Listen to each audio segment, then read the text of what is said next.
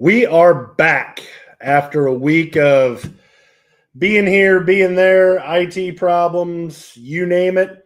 We had it, but we are back to get the bottom line rolling for episode 11, season 3. See you on the other side. And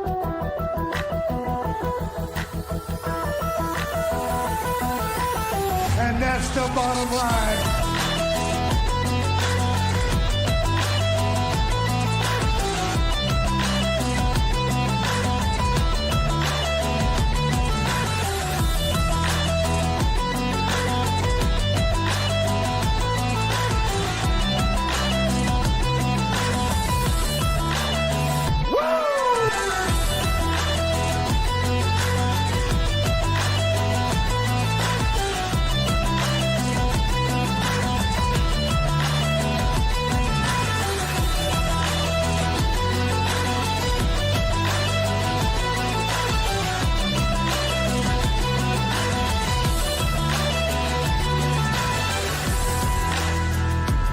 You want a war?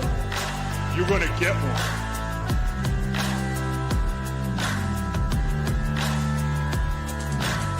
The cream rise to the top, oh yeah.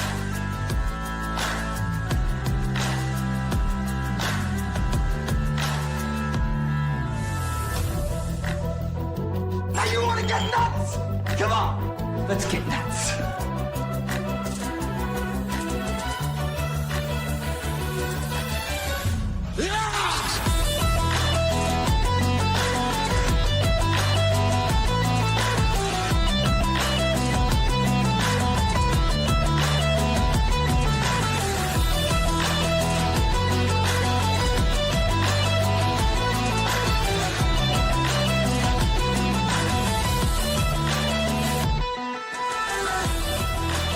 Hard work pays off. Dreams come true. Bad times don't last, but bad guys do.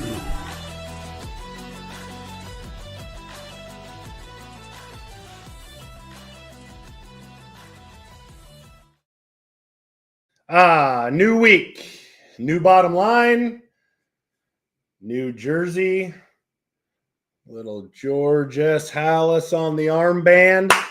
Go Chicago Bears. But we will definitely get into that in our second hour because our first hour is all college all the time. So let's bring on the guys.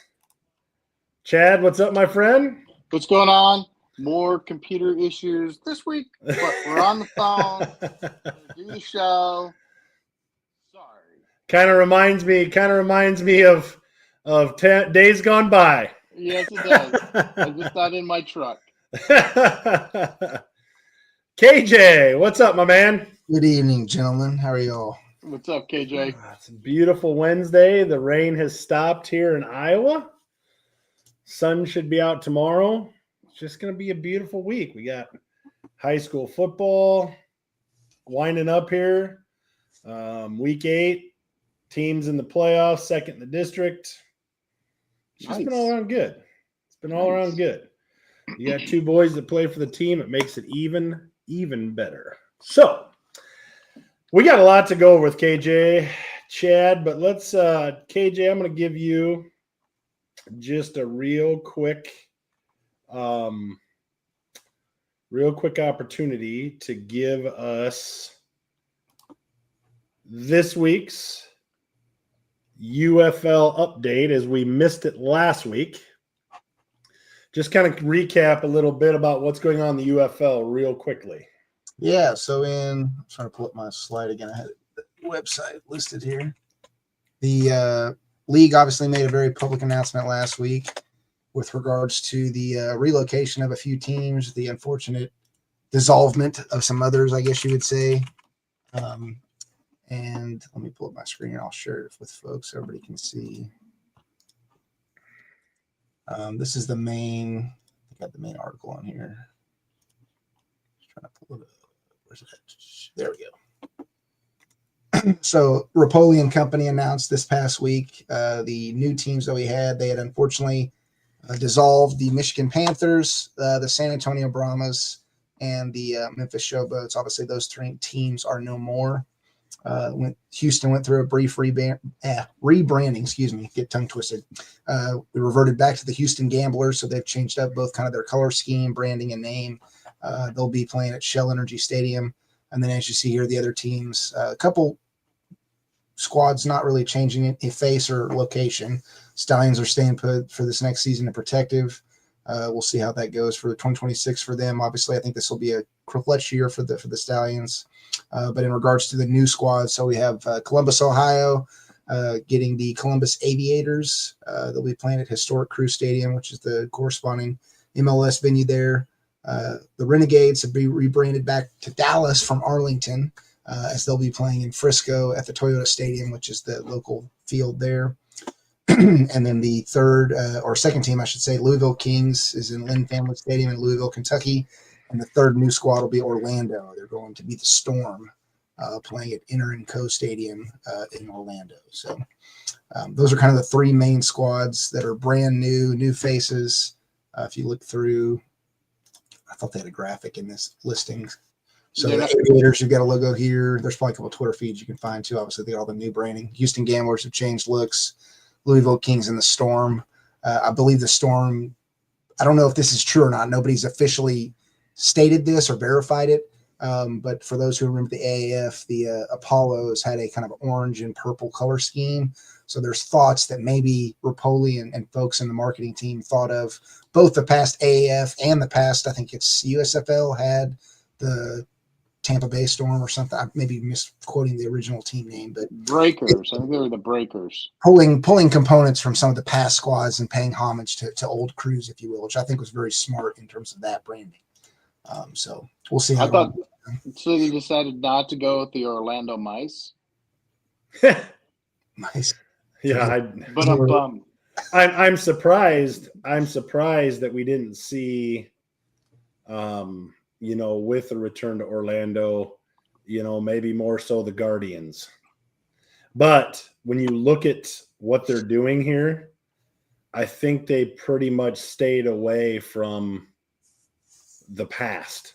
Yeah, I think you can always pull negative stigma. Obviously, the Guardians struggled from a win-loss standpoint when they were in existence. While their attendance wasn't horrible, wasn't great either. And so I think, to your point, Eric, maybe they're just choosing to go with fully brands that essentially have either no recent history or their history is so far in the past that it's on the positive end, not the negative. Right. Bodes better for, no type of really shallow negative reasons for rejection or fans not to engage with the new local squads. So I still have to argue that even though it's the Dallas Renegades, that is still the best logo right there. Oh, for sure. Even though I'm a Battlehawk fan, I love the Renegade logo. I wish they would incorporate that all the way around. Okay, let's take that down.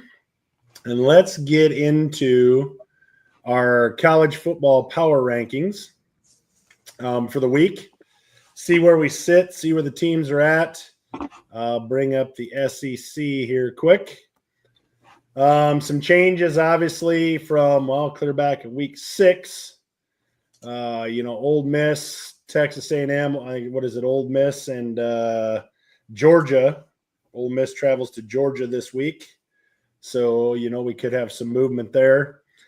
A&M, I think A&M is a very, very solid team. I think they're going to be right there at the end. The problem for all of these teams, so, I'll go to the Big Ten next, but I was looking at some things today. Ohio State, Indiana, and then going to the ACC, Miami, have 0 games remaining against top 25 opponents. 0. So I think arguably 3 of the top teams in the nation have 0 games against top 25 opponents. The top 11 SEC schools have 18 games against the top 25. So I think, and Texas A&M has 3 of them, and unfortunately for Texas A&M, they're all on the road.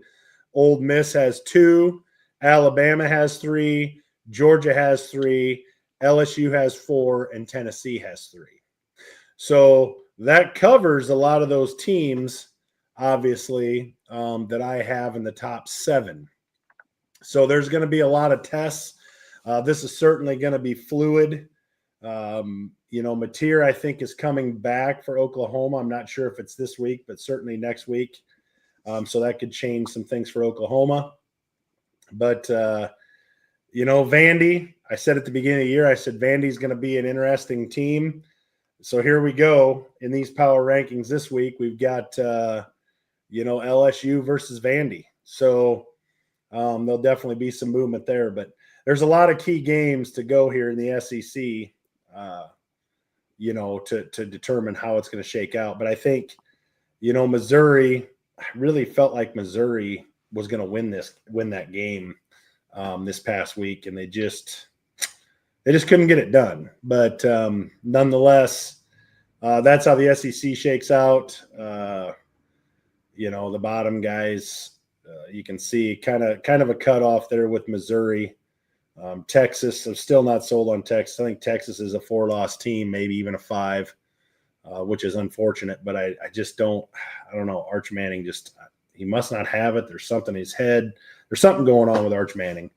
But outside of that, that is how the SEC shakes out. So moving to the Big Ten in Chad, as I mentioned before, not a lot of big games for Ohio State and Indiana, who are in the top 2 slots of Chad's power rankings. And I see he has Indiana slotted in there. Why don't you tell us about it, Chad? Yeah, I just thought with them beating the number 1 team in Oregon on the road, I was just giving them the respect I think that they've earned and made them the number 1 team. Maybe they're going to lose. We're going to lose some. Maybe not. We'll see. I don't know. But I thought for this week, they deserve to be up at the number 1 spot and leapfrog Ohio State. Well, the interesting thing is because neither one of them really have a top 25, they're going to be favored in every game they play. So looking at your power rankings, realistically, no matter how good an Oregon may be, no matter how good a USC may be, etc., it's pretty much Indiana and Ohio State's games to lose to get to the Big Ten championship. Yep. Don't get upset. You better show up every week and play. Yep.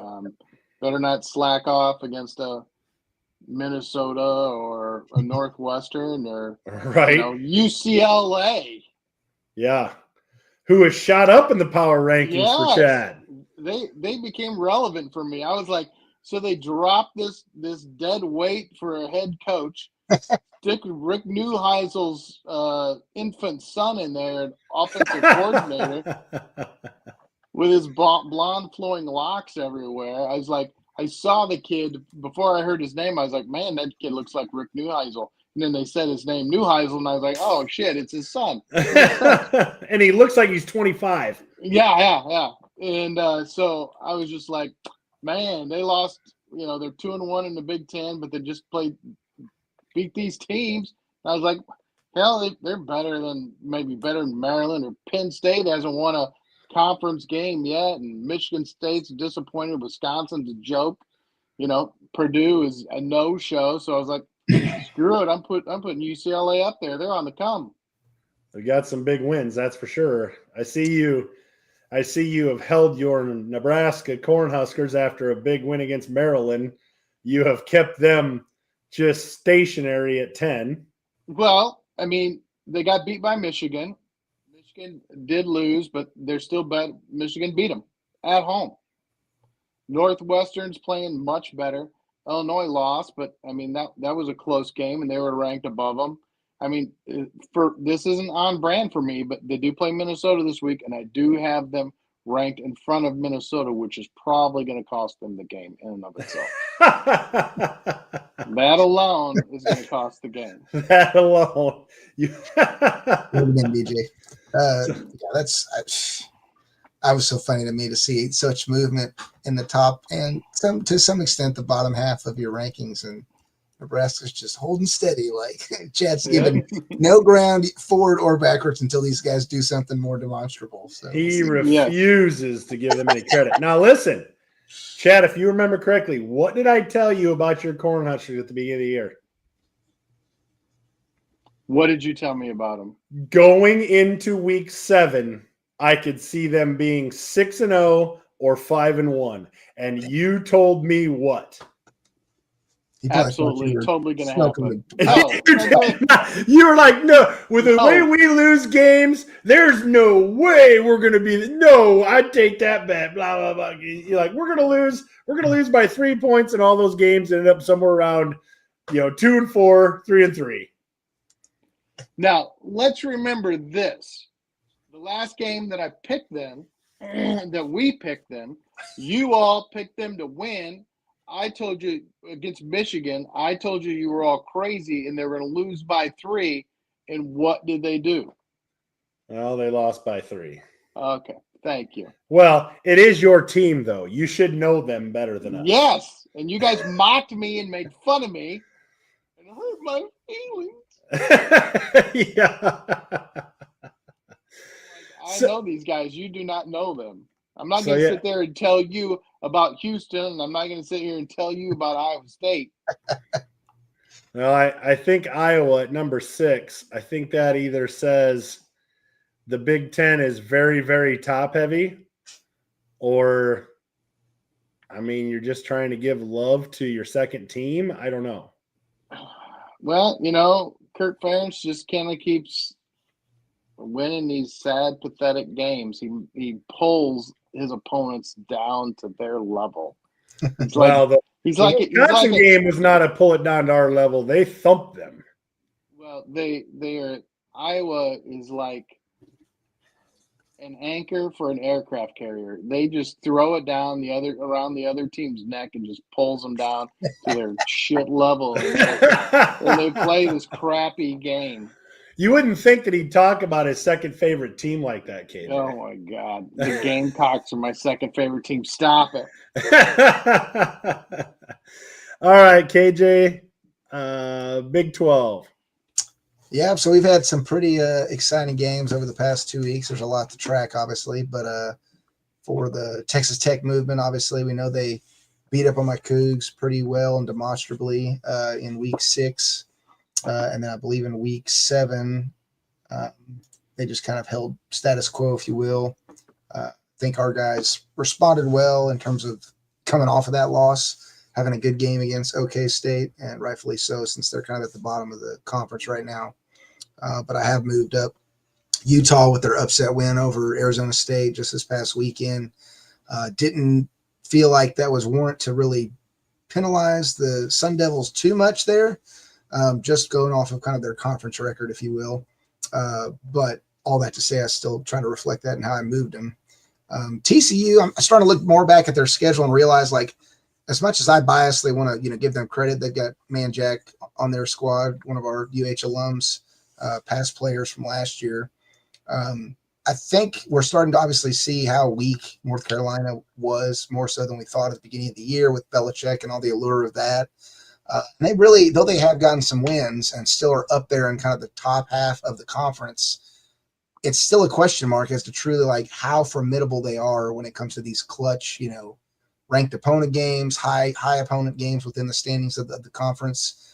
They haven't shown a lot so far. So I think that's still yet to be seen. So I tried to reflect that, obviously, in looking at the loss they had against K-State, obviously being really big this past weekend. Didn't feel like there was enough to move them up, though, correspondingly above Kansas and Arizona just because of who all they've played so far. I did make the switch between UCF and Colorado because of Colorado pulling off their correspondingly upset win against Iowa State this weekend. And Baylor's kind of, sitting where they're at, I think is kind of a dark horse once again. They're another team that I think they've got a few more opponents left in the season that will really dictate how they end up. We can see, maybe the 2 losses to out-of-conference foes were just bad timing because it's coming so early in the season. I don't know, but we'll see how that develops. So I've got my fingers crossed as a biased Cougs fan that the second half of our season is scheduled fairly favorably. Not to say that we don't have some close games, I think, and some still risk games that we could lose. But I think there is a chance if the Cougs play their cards right that we might be able to sneak in if BYU, takes a loss against Utah this week or something like that. We could have an opportunity to slip into the top seed by the end of the season and possibly have an encore rematch with the Red Raiders. So that'd be my pipe dream hope, but we'll see how it all pans out. So. Well, it's clear then after this week, Iowa State plays BYU, but with the injuries that Iowa State has suffered, I wouldn't anticipate that Iowa State beats BYU that week.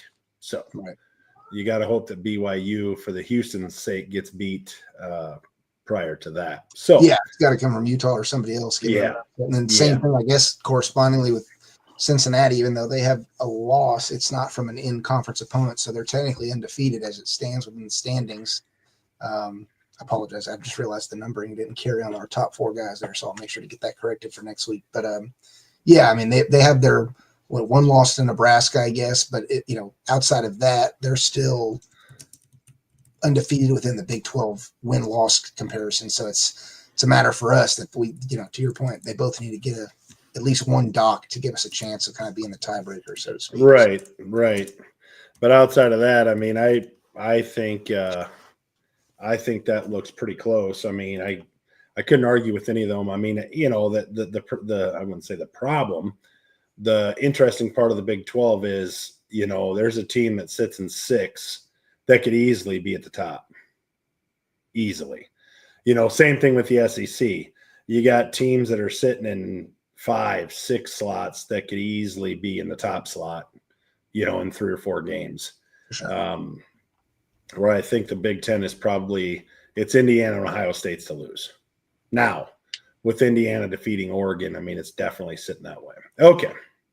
Let's go to the ACC, take this real quick. And we mentioned Miami not having any more top 25 opponents. Yep. Florida State has absolutely fell off the map.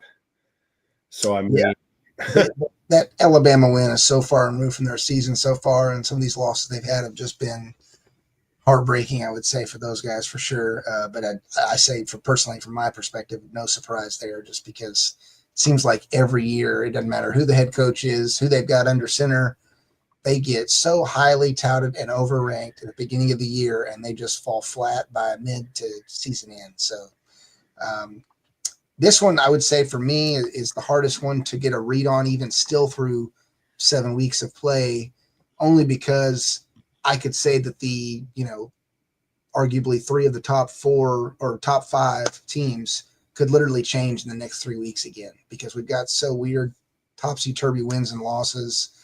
It's hard for me to know. I mean, I'd be willing to see there's even potential theoretically that, SMU or NC State could still creep up into things depending on how the rest of the season goes for each of these squads. So Duke's played, I think, one of the more consistent schedules in terms of like team foes, formidability, but also the opponents they played haven't been the, strongest ones in the league either. If I had to pick a dark horse to upset Miami, my vote would still be for Georgia Tech, but at this point in the year. Obviously, I pulled UNC down as far as I did because of, like we already talked about, how much they've kind of been completely underwhelming. I haven't looked at the Tigers' schedule, but if the remainder of their season is light, they may have a chance to rally a little bit. I don't know if they have even a chance in Snowball's Hill to get back to the championship rank, so to speak, for the conference, but it would be nice, I'm sure, for their wounded pride to salvage a few wins before they can. Right. Well, I mean, the bad thing for Georgia Tech is they obviously have a tougher schedule than Miami does. So it's going to be a tougher road for Georgia Tech to hold that position and stay up top with Miami than it is for Miami to stay up top there. For sure. Without question. I think out of the teams I've seen and knowing how they've been historically, obviously Virginia, stands a chance to be kind of a dark horse, but I would also even throw Louisville into that as a team that could sneak through. I think the end of their schedule, I want to say, is fairly favorable as well. They may play Miami, but I can't remember whether or not they do. They may not actually, but we'll see how the rest of the season goes for those guys also. So, I got to tell Brett. Brett jumped on here and say, "It's up. I missed the SEC." Yes, you did, Brett, but I will pop it back up there real quick just for you.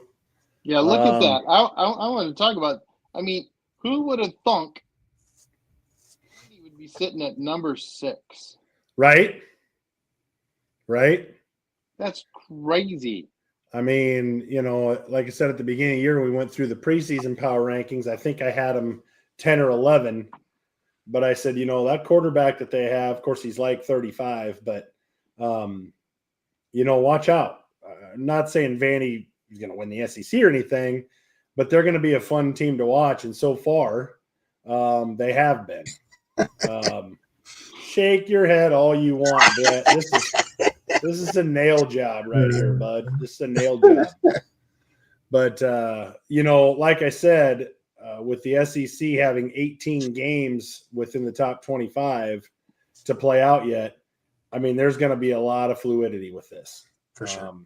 You can't count out the one-loss teams, Alabama, Georgia, LSU, which, you could say, to me, if I were to just take Ole Miss and Texas A&M out of it, you can look at Alabama, Georgia, and LSU.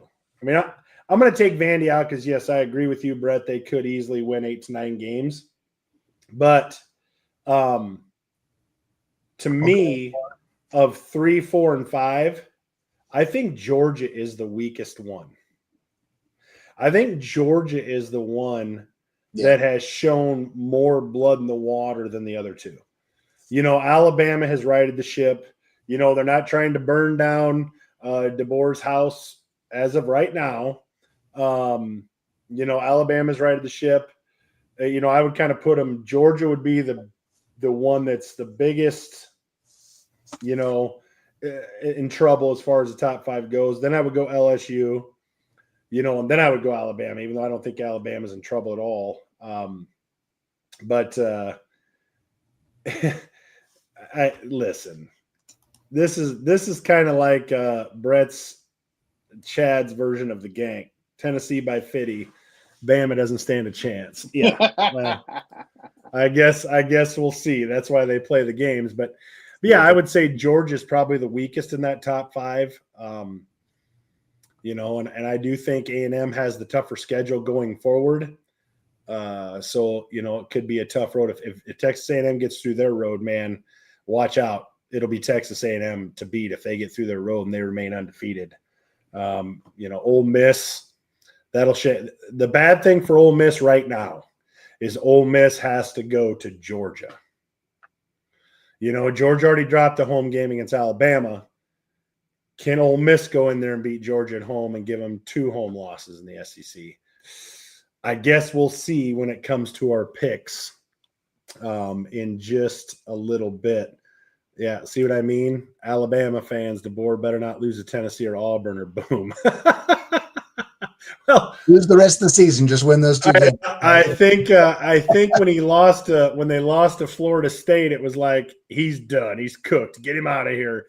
Now all of a sudden they've gone on a 5-game run. It's like, oh hey, all right, we'll keep him around for a little bit. We'll see what happens. I mean, we're not sure yet. We'll keep him around. So hey, we're all about strength of schedule, right? And comparing how these teams do through the full run of the season. So I mean, right now, Brett, your big capital A boys are looking like a little lowercase a. Just saying. So well, I mean, right now, if you were to look at the SEC and then look at the Big Ten. When you talk about strength of schedules and who they've played and things like that, do you really see more teams coming out of the Big Ten than you do the SEC right now? No, I think even. I don't know. I mean, it depends. I mean, I don't think you can sleep on some of these teams. Some of them are tougher than you think, and some of them are surprised in the Big Ten. So. I don't necessarily know if the SEC wants to play some of these. You want to play UCLA right now? Little Newcastle going crazy? I don't know. Right, but I'm talking about playoff wise. UCLA is not making the playoff. No. I mean, and an honest question. And Chad, you're the Big Ten guy. You got a team in the Big Ten. Do you believe Washington's a playoff team? Probably not. Probably not. Okay. Are you gonna do this realistically, or are you just gonna say? No, I'm just So what saying. do- I'm just saying realistically what you think. I'm not gonna say you're right or wrong. I'm just asking you realistically. So realistically, Chad, Indiana playoff team right now. Yes. Ohio State playoff team right now. Yes. Yes. USC playoff team right now. More than likely. So more than likely. Oregon playoff team right now. More than likely. More than likely. Washington. Probably not. I would say to your point, Eric, to the whole nod of remaining ranked opponents, the Huskies would essentially have to run the table and pull out the win against Oregon at the very end of the year to stand a chance of probably getting in. I think. Right. Fair assessment. So, I don't know if a 2-loss, Big Ten team sneaks in there, maybe Michigan catches fire, maybe Illinois gets to, 10-2. I don't see Iowa going to 10-2, but it's possible. So I'm saying I think the Big Ten is very limited, but if I put the SEC back up there, do I see Ole Miss as a potential playoff team? Yes. Yeah. Do I see A&M? Yes. Yeah. Do I see Alabama? Yes. Do More I than see likely. Georgia? Maybe. More than likely. Yeah, maybe, but more than likely because they're going to get the benefit of the doubt, i.e. Notre Dame. LSU, maybe. Vanderbilt, again, a great story, but I don't see them going to the playoff. Yeah. Tennessee, yeah, I could see Tennessee. Oklahoma could go on a run and surprise guys. Missouri could go on a run and surprise guys. But, I see 5 teams out of the SEC right now. I only see 3 or 4 out of the Big Ten. And I think, I don't know, through the first 3 weeks or so, I think we probably would have reversed that. We kind of did, didn't we? Didn't we see the Big Ten as No, that was the Yeah. top from what I saw amongst a lot of Yeah. social yeah, things. yeah. So Tap the Big Ten over the SEC. yeah, but right now, I'm starting to look at even though the SEC doesn't have, I would say, I think, Alabama could beat any of these guys in the top 10 at any time. I think they could lose to any of these guys in the top 10. I think, Ole Miss could get beat. I think the SEC is a heck of a lot closer than the Big Ten is. Right now, even with Oregon, based on remaining schedules, it's a 2-man race if they don't cough it up. It's Indiana and Ohio State if they don't cough it up. Period. End of story. Well, winning the Big Ten and making the playoffs are 2 different things. I'm just saying for a Big Ten title, getting to the championship game, because I think we can all admit that the 2 people playing in the Big Ten championship are going to the playoff. The 2 teams that are playing in the SEC championship are going to the playoff, like for sure. So what I'm getting at is, as I look at the SEC here, I couldn't if 5 teams come out of the SEC, I couldn't bet $1 million and nail them. Because I don't think I could just go, well, it's going to be Ole Miss, A&M, Alabama, Georgia, and LSU. I don't think that's how it's going to go. It might, but then you're taking out a Tennessee team. You're taking out one of these 5-1 teams that could go on a run. Outside. Yeah, no, that's Yeah, great. yeah. So it's going to be interesting going down the stretch here, but it certainly is going to be a tougher road for an SEC team to get to the playoff just based on the remaining schedule for most of them. So did you see Brett was checking in on KJ's? Yeah, it's more my eyes, Brett, because I wasn't physically there, so it's more watching Jesus get I whipped. didn't see his comment. Have you recovered from Texas Tech putting belt to ass? I put a heat blanket on my eyes. That is such a Brett comment. It's not even. Yes, funny. it is. If you know Brett, that is such a Brett comment. Okay. Yeah, there is parity everywhere. Certainly. My thing's for a team like we've already addressed, the power notion behind each conference, like Miami being ranked at 2. I mean, even if they go undefeated the rest of the season, do we really don't think they're going to slip at all in their ranking? I know it's atypical for a team to fall, but I would say, I mean, you get enough other powerhouse teams getting wins in these more heavy set conferences. I would think it justifies slipping a little. The ranking, they may or may not slip in the AP. I guess I look at that as irrelevant.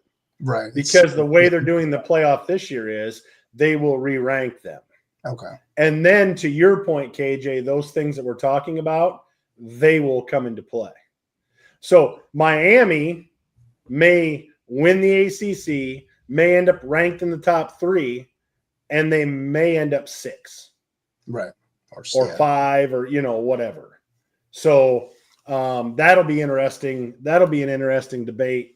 That'll be an interesting debate going forward as well, because just to see where some of these teams shake out. If a Miami is rated number 2, let's say at the end of the year, how are they going to be rated when the playoff system when the playoff rankings come out? And can you even have them in the top 6 if you believe that the Big Ten and the SEC are that much better? Right. Yeah, I don't know. Or a Texas Tech. Where does Texas Tech, if they win the Big 12, fall? If you view the SEC and the Big Ten, seriously. Brett, we are definitely taking Indiana seriously. They'd be the Big Ten team I'd be rooting for, Brett, outside of Washington to upset everybody. But Indiana is legit. I mean, and that win against Oregon. It's an exciting year to be a Hoosiers fan. Clearly. Yeah, and as I have that up there on one of our hot takes, I mean, for Indiana to go to Eugene and just handle Oregon, that is a message sender that they have, in my opinion, taken a step forward from last year. Not sideways, not backwards, forward. Because what was the knock on Indiana last year? They rolled. They were putting 55 up. Hit Ohio State. They didn't play anybody. Flirted the Penn State phenomenon. They get to a ranked opponent and they just can't. Yep. But this year, they took Oregon to the woodshed. Is this guy the best head coach in college football? Oh, Cignetti. I mean, there's good coaches in college, but right now, what he's done in Indiana for a program that was irrelevant for 100 years is irrelevant is kind. Well, yes, I'm trying to be kind, but irrelevant for 100 years is nothing short of he's a magician. I mean, he is an absolute magician. Yep. And there's not too many guys. There's not too many guys that I would, if they said, Matt Campbell's leaving Iowa State, who I would take, who I would think would be better, but Cignetti would be right there, no question. So yeah, definitely being an Indiana fan is definitely a good thing right now, and the bad part for Oregon is because of the way the schedule sets up now, they really missed their opportunity to keep themselves in the Big Ten playoff. In the championship game. That was their one shot to keep them up there, because as the schedules kind of line up now, it's Ohio State and Indiana's to lose as far as the Big Ten goes. I don't think any of us question whether Oregon's going to make the playoff or not, but definitely as the Big Ten goes, I think Oregon really, really lost their opportunity. I mean, does anybody disagree with that? No. I don't think so either. I think they really missed it. Yeah. I mean, I think we got some more hot topics that are coming up that are going to involve him. So I won't comment on it now.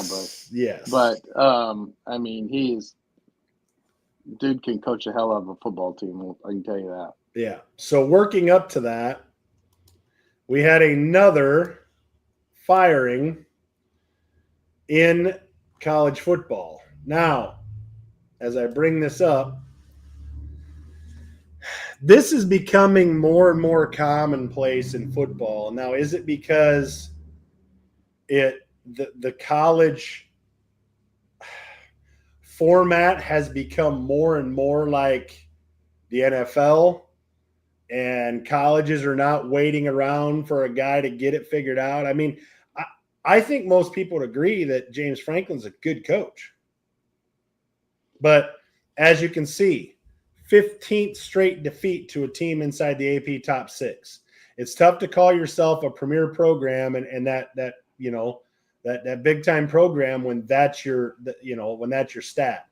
2-21 against the AP top 6 overall, and they're the first team since 1978 to drop consecutive games as a 20-point favorite. It only says 2+ favorite, as a 20-point favorite.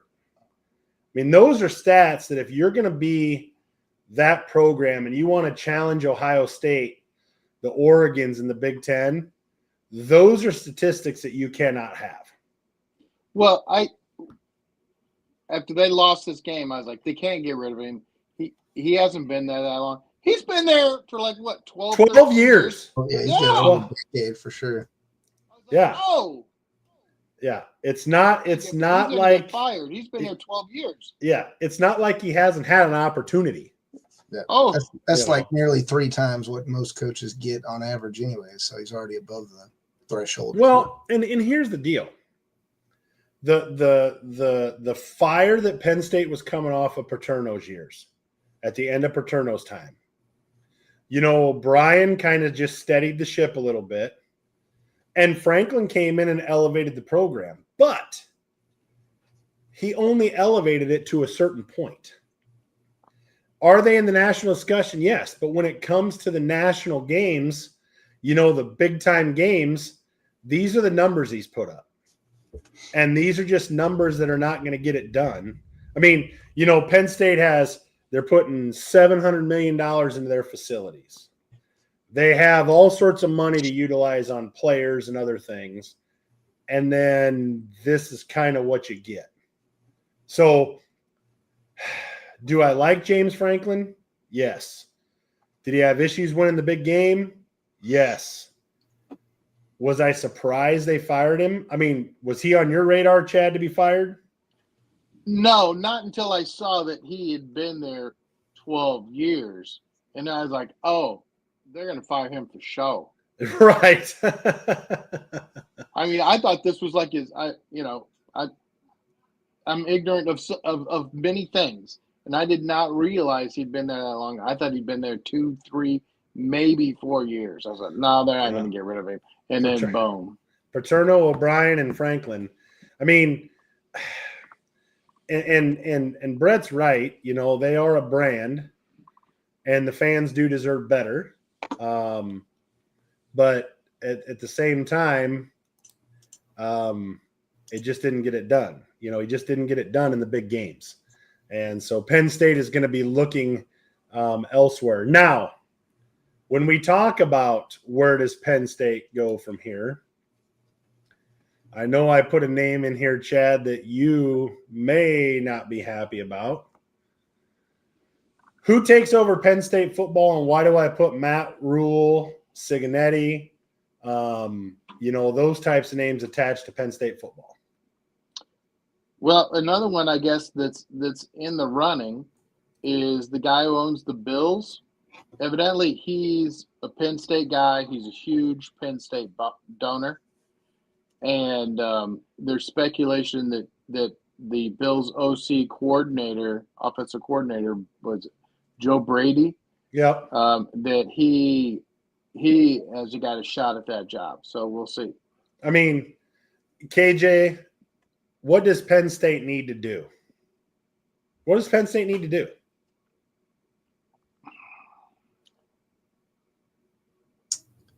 I guess typically I would never think a team would hire from within their same conference, but I guess the Big Ten and SEC are unicorns in that sense. So, I mean, maybe that is a possibility.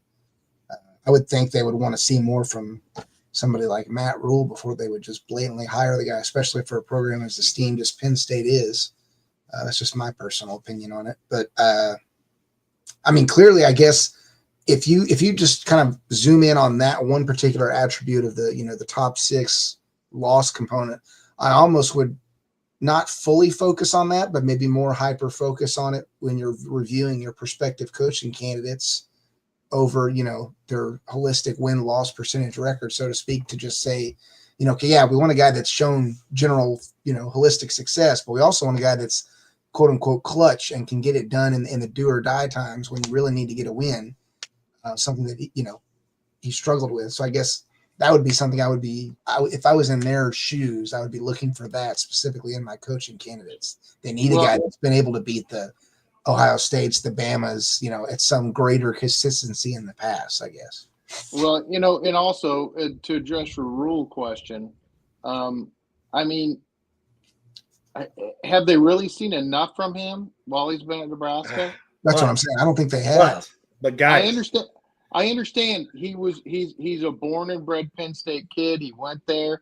His wife is from there. He was born with a Penn State onesie on. Yeah, that's what something he said something to that effect. And we just went through the worst stupid hire of he used to be connected to the school. Like, if anything screams, don't hire a guy just because he has a past connection to university. It's Nebraska. Am I pointing the right way? Nebraska guy over there. Yeah, Scott Frost. Yeah. Same example. Yeah. But here's the other caveat. The AD at Penn State was the AD that hired Matt Rule at Temple. They are extremely good friends. They talk on a weekly basis. That's an added level of, I think, like cohesion organizationally that you wouldn't have in any other scenario. So I can give you that for sure. So what I'm saying is, Matt Rule came out and I listened to his press conference on Monday, and I will tell you, he did something that I haven't seen any other coach do. Usually a coach will come out in this situation and say, "Oh, I love Nebraska. I would never leave here." Right. And then on Wednesday, they're introducing him as the next coach to wherever. Matt Rule came out and he basically turned up and says, "Listen, I don't talk about that. All I'm worried about is Minnesota. It's about the kids." And it's just like, he just totally just brought the heat of the room down. He didn't say any of those things where you're like, so the Nebraska radio commentator's like, yeah, but he didn't say he wasn't going to Penn State for sure. Right. And I'm like, geez, here's the deal. There's no right answer to this type of situation. There's nothing that he could have said. Yeah. If he comes out and he says, "I am in no way, shape, or form going to Penn State. I'm a Nebraska guy. I love it here." Oh my God, he's leaving. He just said all the words that every other coach says, and he's going to be gone. Well, he comes out and just totally takes the heat down and says, "Listen, I don't talk about my contract here. I don't talk about other jobs. I never have, and I never will. My focus is on beating Minnesota this week, and it's about the kids and so on and so forth." And he just left it at that. It was kind of a big nothing burger, but he did a phenomenal job of just kind of taking it down a little bit. So, my opinion, Penn State needs to kick the tires on everybody. Penn State needs to call Nick Saban and say, "Hey, is there any interest at all?" "Nope, I'm happy." "Okay, thanks, coach. Just wanted to check in." They need to call everybody, because Penn State is not, and I think I put DJ, they need to clean house and start over. Penn State is not a program. They're not in a position to be a program to start over. Penn State should be that program in the Big Ten that reloads. So maybe Cignetti says, "Nope, I'm good with Indiana." But if they don't kick the tires on him and at least call, bad idea. They need to hit every potential door that they possibly can to make that splash higher with a good established coach to get the tracks, get the train back on the tracks in Penn State. Otherwise, they're in real trouble. John Gruden? Oh, maybe another one. I'm telling you, leave no stone unturned. That's what they need to do. They can't be going to Toledo. They can't be going to USF. Is Tony Dungy officially retired? Yeah, I mean, whoever it is, they need to kick the tires on them. Start with the hot names. I would go to Coach Saban and say, listen, you want to coach for 7 years here? What's your feel? Are you done with coaching? Is it something you ever thought about? Whatever. Nope, I'm done. Okay, thanks, coach, for your time. Then go to the next guy that's high on your list, whoever that might be. But, I mean, they cannot – they need to not settle. Penn State is good enough. They have the money. They have that ability. What Signetti's done at Indiana is nothing short of phenomenal. If you're Signetti, would you rather be at Indiana or do you want to go to Penn State? Well, where do you classify Penn State as? Or as are they? I'm talking about where they're currently at right now. No, I do you understand. Want to go? Do you want? Yep. Do you want to continue adding on to where you're at, or do you want to go someplace else where you have to tear down from the studs and try and build back up again? But see, I don't think you have to tear down from the studs. I don't know. I don't think it's that those drastic. Kids ain't playing, man. Right, but I don't think it's that drastic. Here's a better question to what you just said, Chad. And I agree with you. But if you're Signetti and you look at the grand scheme of things, Indiana's a great story. Last year they had the slip up against Ohio State, kind of fell out of it, but this year has taken steps forward. Would you consider Indiana to be a top 10 job in the nation? Sure. No. Not even kind of, right? Okay. Just like I wouldn't consider Iowa State to be a top 10 job, even though Matt Campbell's done a phenomenal job, injury bug, whatever. But I would consider not Penn State to be a top 5 or top 6 job in the nation, but they're definitely a top 10 job. Yeah.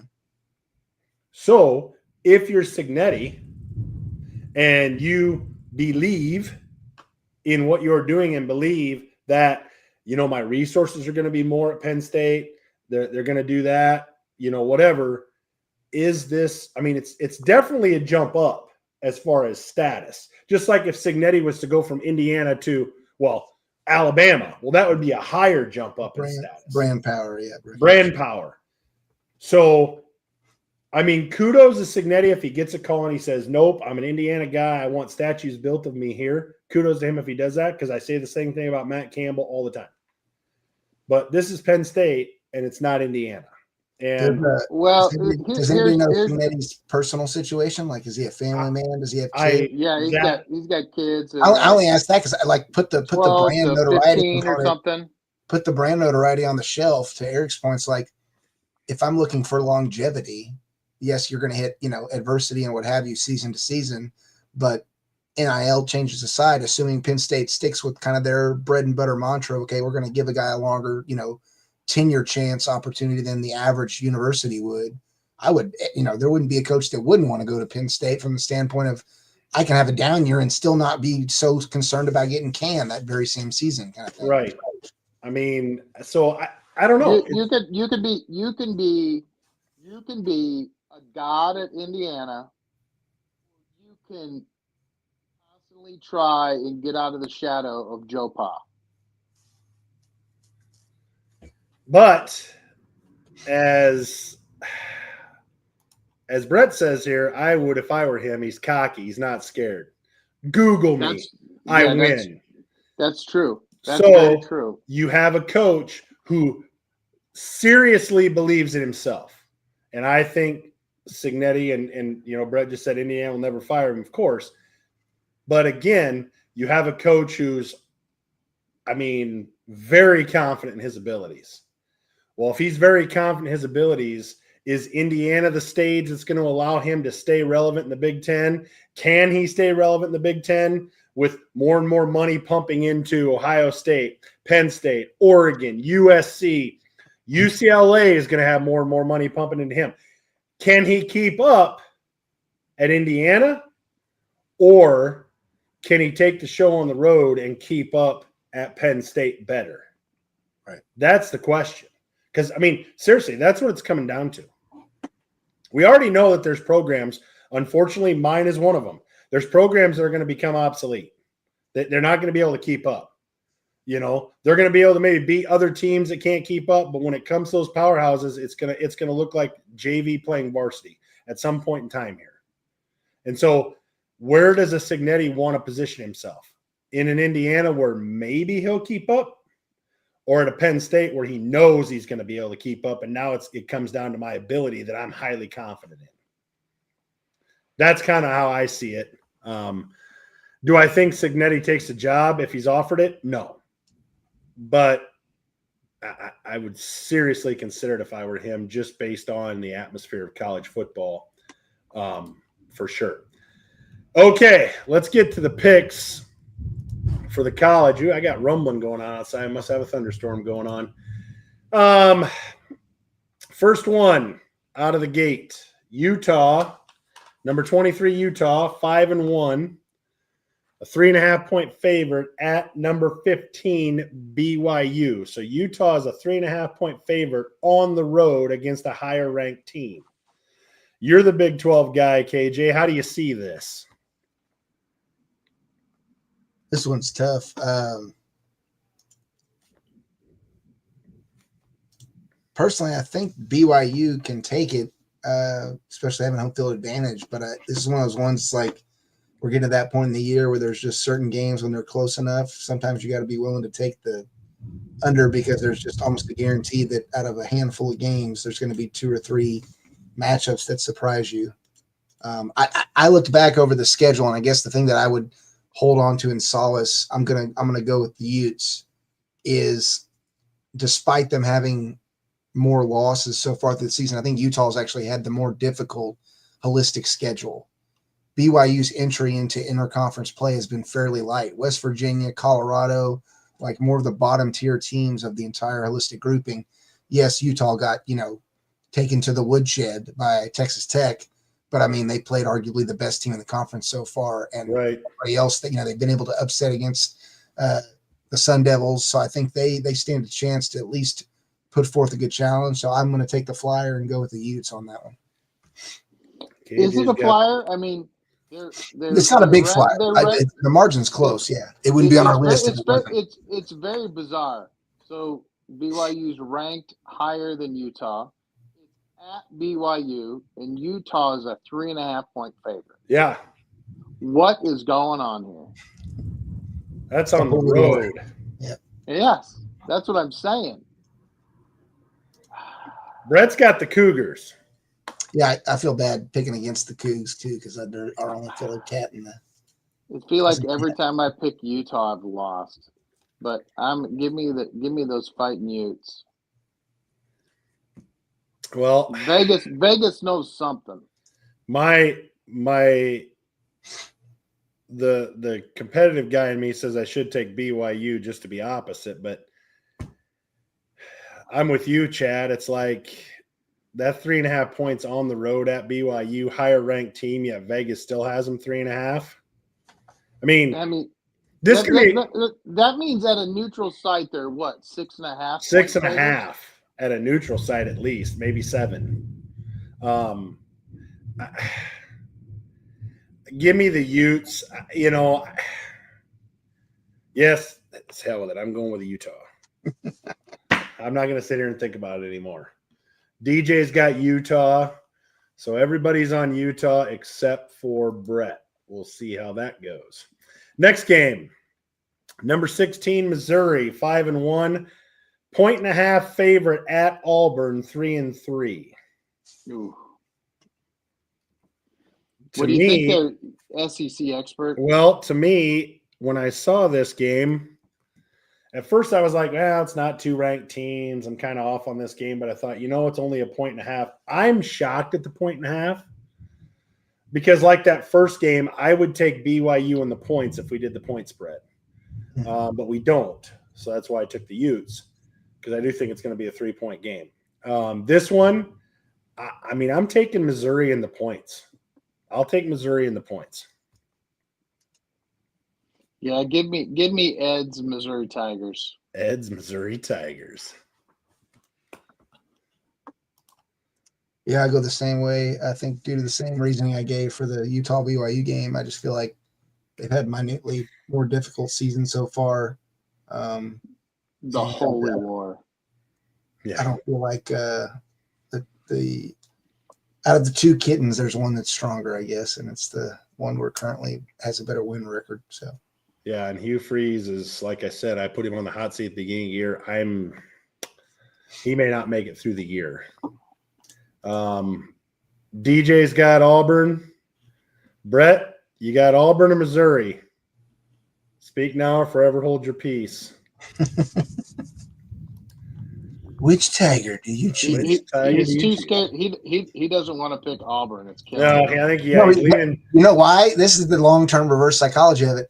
If he picks Auburn here, then he actually stands a better chance to get the Bama. I guess he should pick them technically, but he doesn't want to. Put him down for Auburn. He doesn't Yeah, have the I'll strength put to Brett call down it. for Auburn. Maybe he's getting. You don't want them to upset the tide at the end of the season. That's what Right. Next game, number 11 Tennessee 5-1 at number 6 Alabama 5-1. This is 8.5.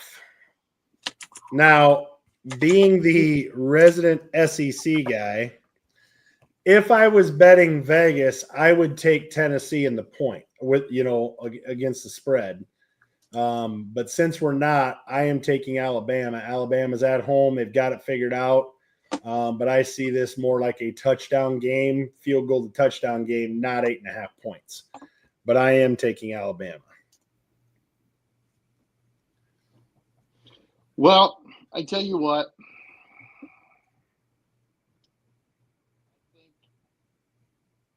DeBoer, Alabama, Brett, I think DeBoer's got it figured out. And then I think DeBoer's going to DeBoer. Give me Tennessee. DJ's got Tennessee.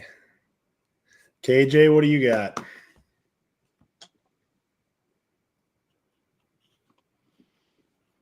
My wife will probably put me in the doghouse for this, but I'm not going to pick from a pick 'em competitive standpoint. I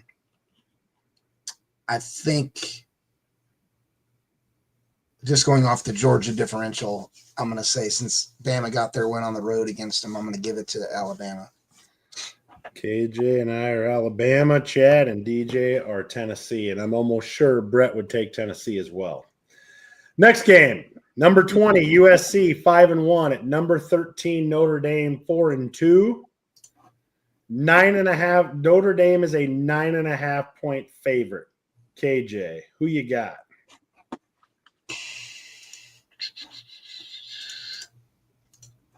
This one's hard because I haven't studied either team. Oh, man.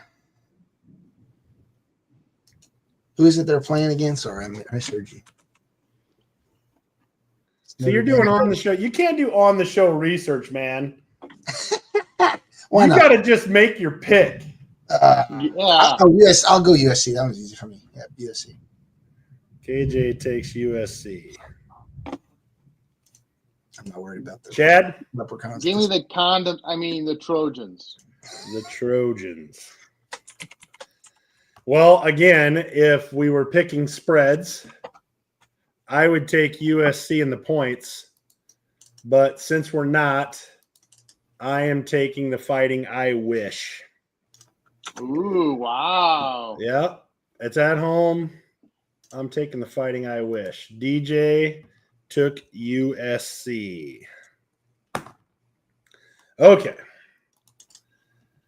Next game. We got a lot of college games this week. Number 5, Ole Miss 6-0 at number 9, Georgia 5-1, 7.5 points. I feel like I missed all Georgia. these in whatever message you sent us originally. Jesus, I sent these to you, man. You're on your own. I know. Chad, Lost track of it. who you got, bud? Wow. 9 or 7.5 point favorites. Oh, man.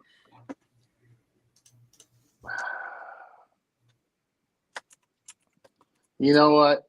Give me the running Rebs.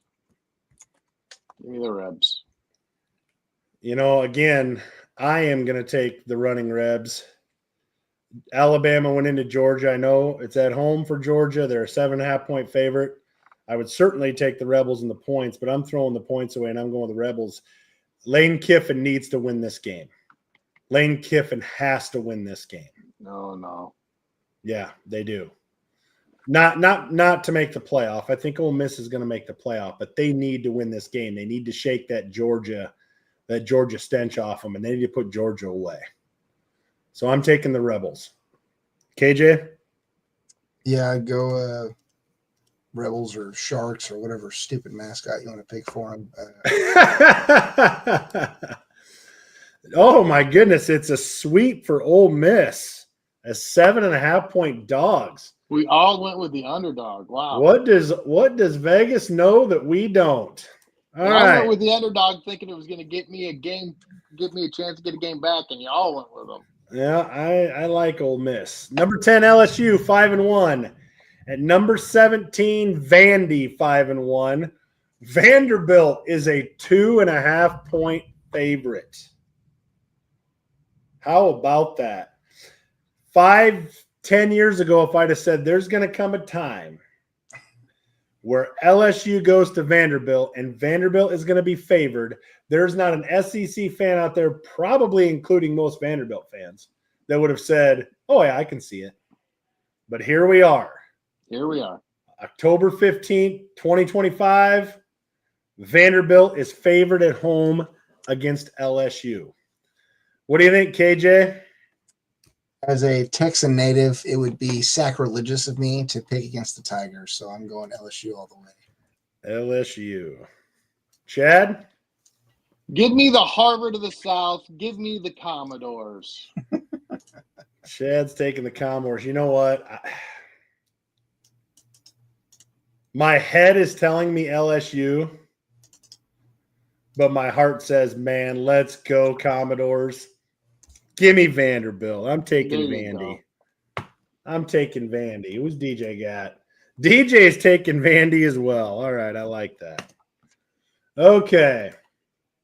Last game on the slate, our only unranked matchup of the week, but it's only a 1.5 differential. Arizona 4-2 at Houston. Shout out to KJ 5-1. Houston is a 1.5 favorite at home.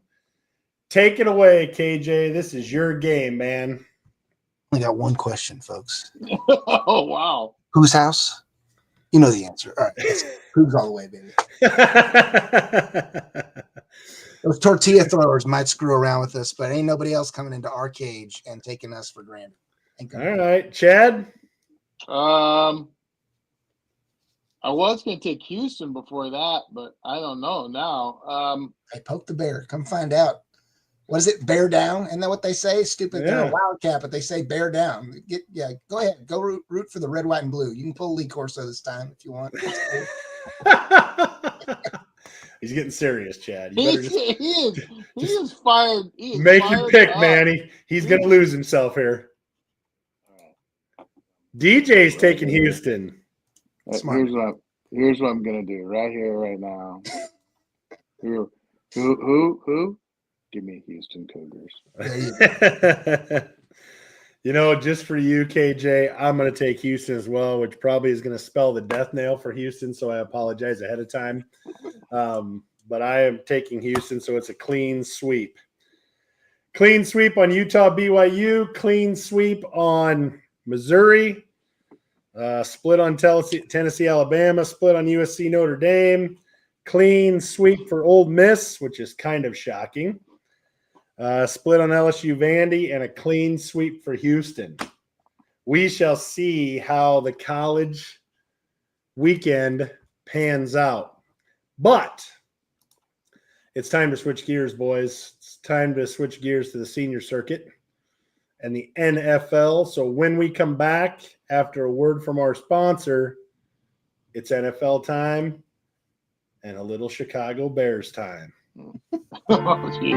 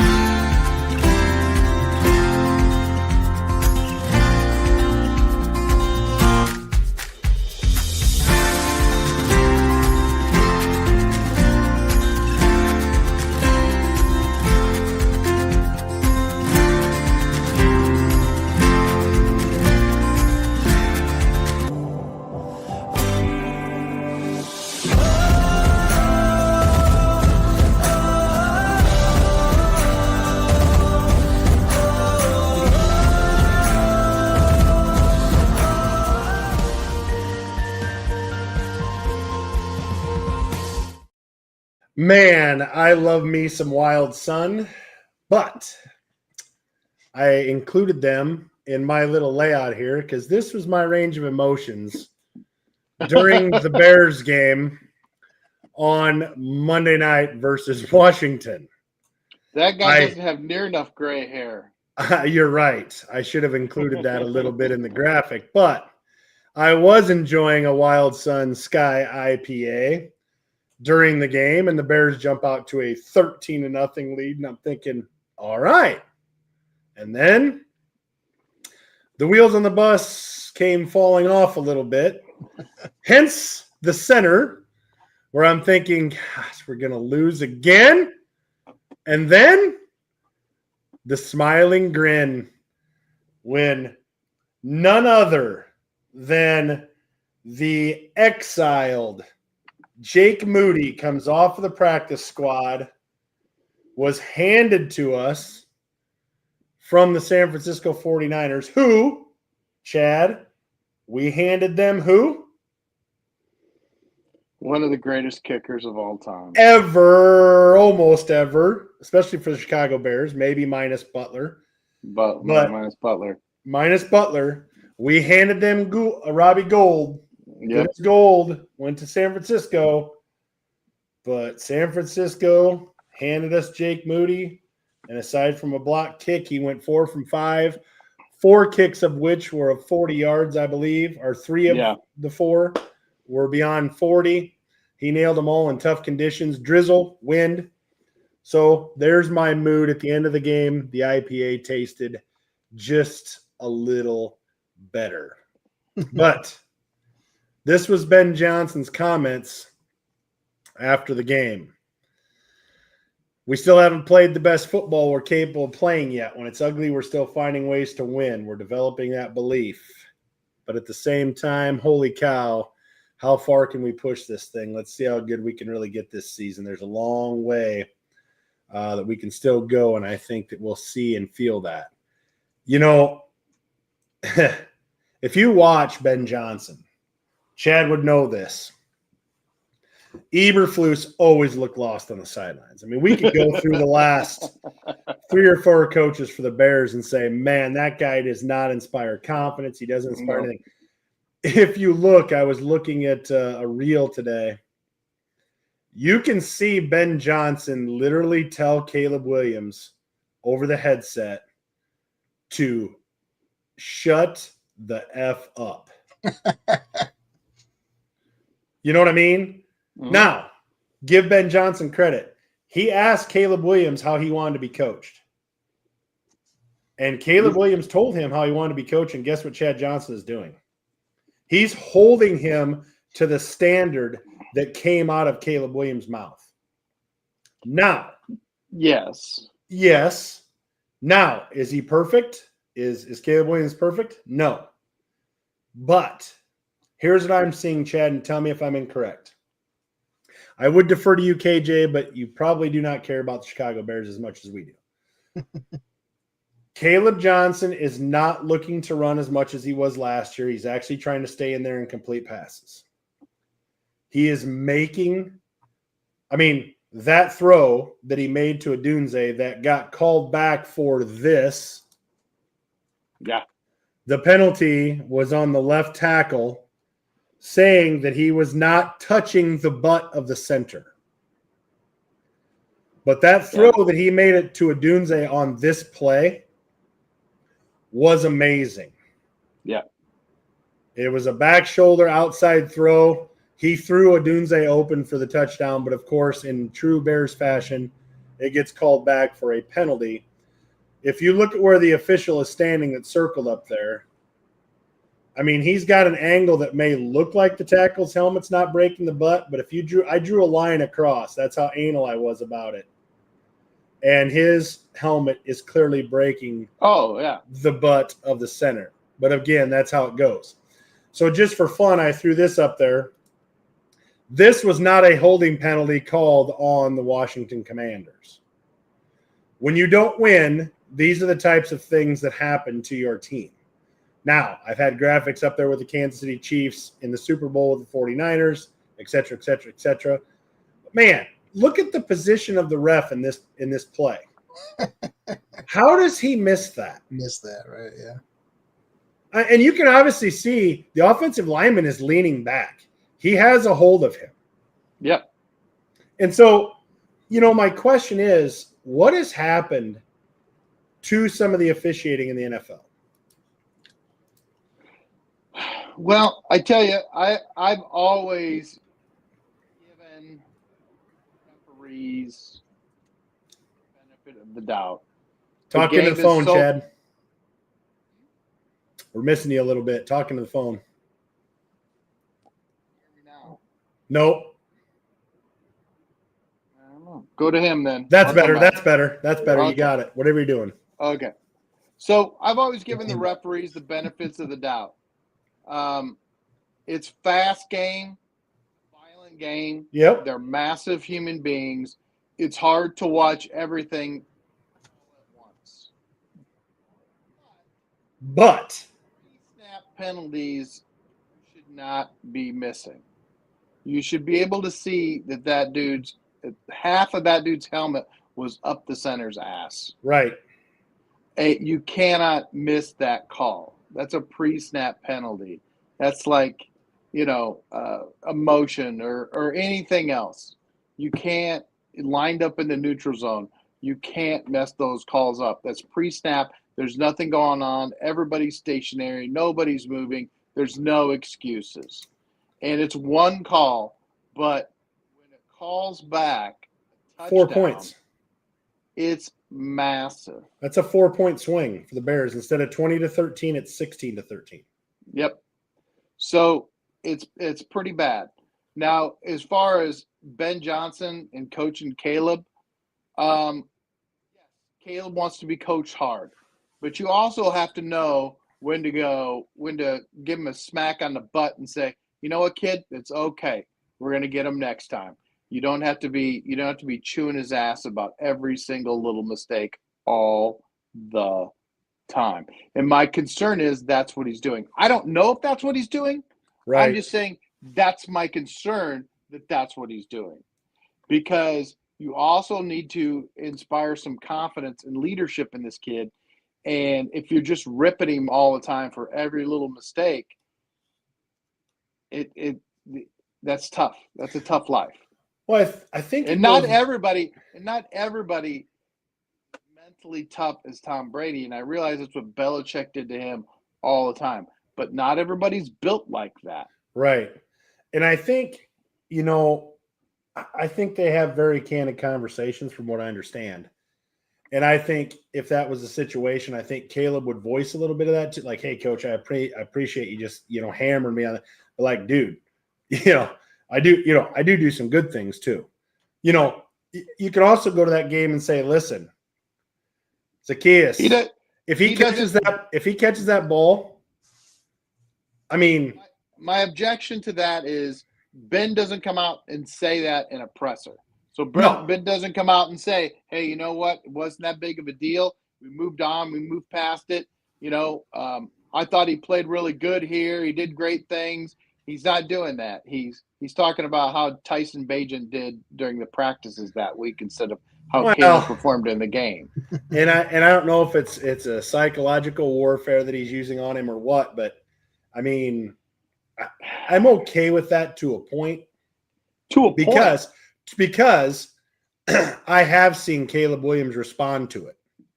So he's playing much better. Of course, everybody believed he could be playing better. Now, right. I encountered there's a Bears fan at work.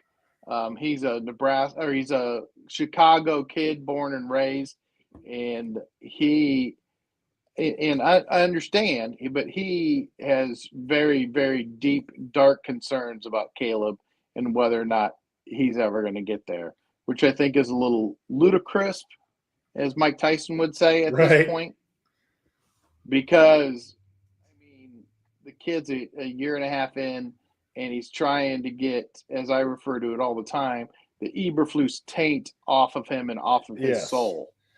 And so that's a chore. The biggest concern that I have for Caleb Williams right now, because again, there were 3 passes dropped the other night, yeah, Zacchaeus catches that ball, which is his first drop of the year, he could still be running. There was nobody. Ben Johnson designed a play where it cleared out. He catches that on the run. He could still be running. He just took his eye off it, hit him in the pads, dropped it. But that had the potential to make Caleb Williams' stat line 335 yards and 3 touchdowns. As it was, I think it was 252 and 2, which, you know, you take the Adunze touchdown pass off there, hell, there's 4. You know what I mean? Like, he's getting it. The concern that I have for Caleb Williams right now is there are still times where he is wildly inaccurate. Sure. There are times where there are layup throws that he should make and he doesn't. That's the next part of the game that he's got to get better at. I think some of that is mechanics. His footwork is not great. Right. I think he really needs to work on his footwork. The big plus offensively I took out of that game was the O-line was some massive rotators. Nails. They were just plowing holes. It's like something clicked. They were mauling them. Something clicked. Was it the BC kid? I think it might have been the Canadian kid. Yeah. Really helped it go, man. I don't know. Something clicked, and they were opening up holes for Swift, and he was turning corners. Yeah, they made. Here's how good the offensive line did. They made Swift look good. Right. How hard that is. Dude. Not good. Right. But he turned corners. They made him look like an all-pro. Big Wright was out there giving a hand to one guy and then leading the kick-out block this way. I mean, things started to click. And, if the running game can get going, that only makes a Ben Johnson offense even better. No question in my mind. This conversation is boring for everybody else but you and me, so we should. Yeah, KJ's like, I don't really care about Caleb Williams, but the chat was complaining earlier about me falling asleep. They're going to be KJ. But I will tell you this, this is perfect. a lot of the topics. A lot of things. They're if it's boring them, then they're not watching a lot of the national because this is a topic almost weekly. But I think if Caleb Williams can improve his accuracy on those throws that he needs to make, he'll be much better. The next one, because I think I'm going to leave some of these for just real quick takes. I even had a graphic made up for this because I'm shaking my head as much as this mascot is here. What is going on in Philly? I don't know. I don't know what they're doing in the passing game. It makes no sense. Get A.J. Brown the ball. Get him the ball early and get him the ball often. You need to take some of the pressure off of Saquon. You've got this guy you paid all this money to, and you're not utilizing him at all. And you're losing now. And he's getting pissed and becoming a problem like every other wide receiver who doesn't get the ball and Right. you're losing. So, the code to that is very simple. You get them the ball early, so then he'll shut the hell up. And then you go play the game. And hopefully he's helped you get the lead at that point. Right.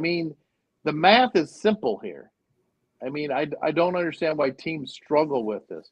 When you have an alpha dog wide receiver who demands the ball and could really help control the game, why do they not throw him the ball? I just don't understand. I've got a theory, but what do you think, KJ? It's clear they've gone away from their strategy. I think that Chad's touched on that very clearly from last season. I remember watching that. And maybe the year prior too, but I don't know. I would try to throw injuries in there in the mix of argumentation, but they don't really have a lot that I know of. No. Saquon and Hurts and everybody are still in the mix of things. So I've got a theory. Let's hear it. And I think I mentioned it last year, and I'm going to mention it again this time. I know this is going to make you mad, Chad, but it bears out.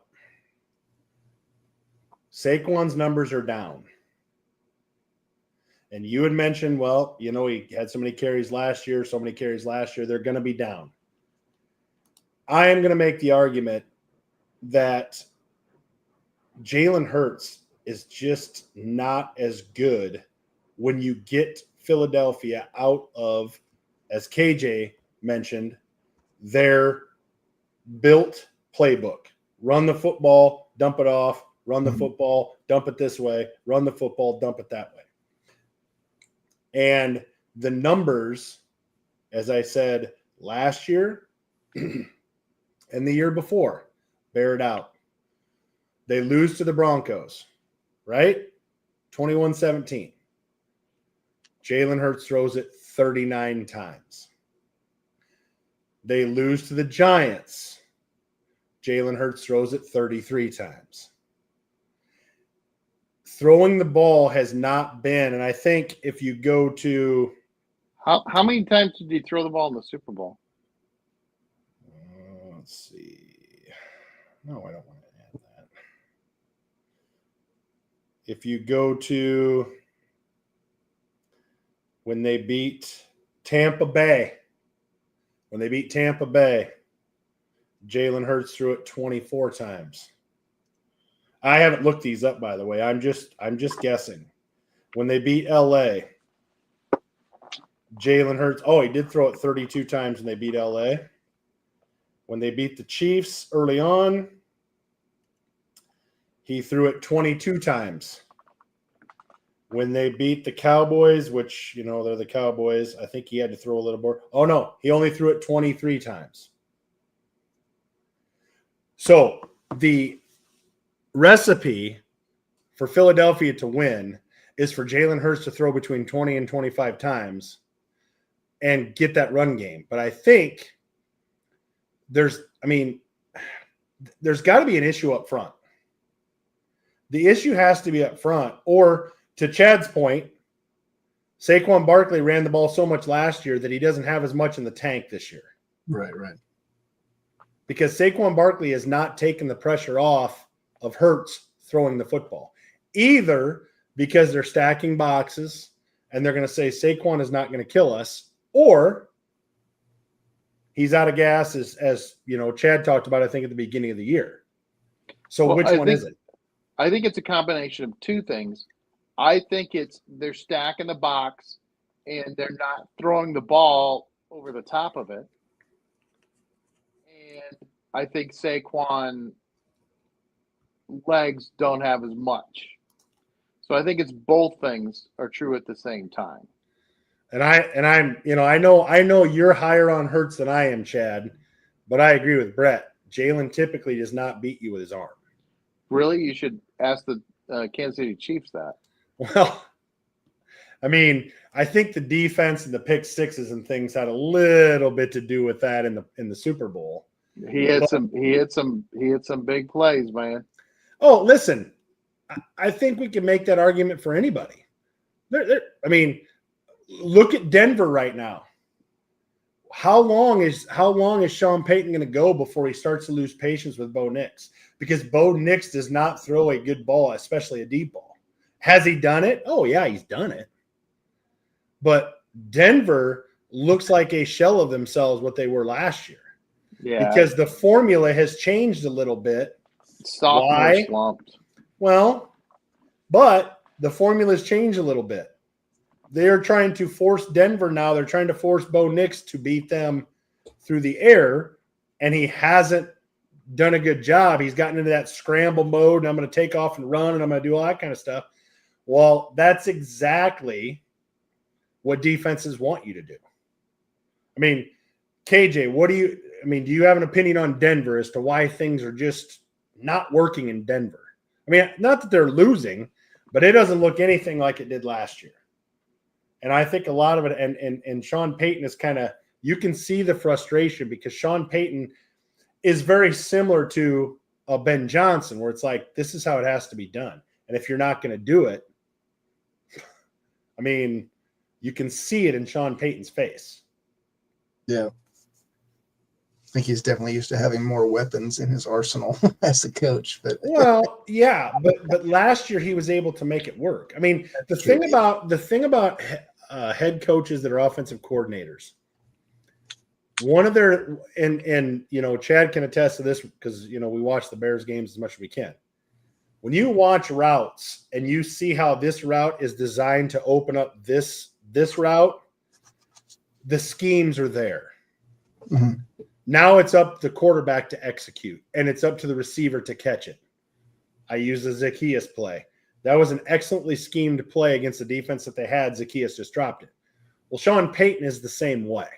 Isn't this Bo Nix's sophomore year to have his slump, though? Hell, Yeah. I guess Seems like well, I know it sounds like an easy answer, but it seems pretty logical. I think it's a legit answer. And does every quarterback have it? No. But once the teams, as as you and Brett like to say, in Ed, once the teams get a look at it, they get a whole season, they get the off season to study all the film. Right. Then you've got to counterpunch. Sean's got to counterpunch. Sean's got to come back with him and teach him how to counter all of this. CJ Stroud struggling. I mean, a lot of these guys struggling their sophomore year, and can they come back from that? And can they rebound and find the success again? That's the question. I mean, what's Sean going to do to help him get through this? Correct. How are they going to overcome this? Because CJ Stroud is now his third season, and he's still struggling with that. So yeah. I Usually it's the third year that shows you whether a quarterback's going to get it done or not. But here's the caveat to this. And it kind of leads us into the next one. The Ravens. Lamar Jackson is probably the antifa to that. And what I mean by that is, look at Lamar Jackson now compared to 6 or 7 years ago. What was Lamar Jackson when he came into the league?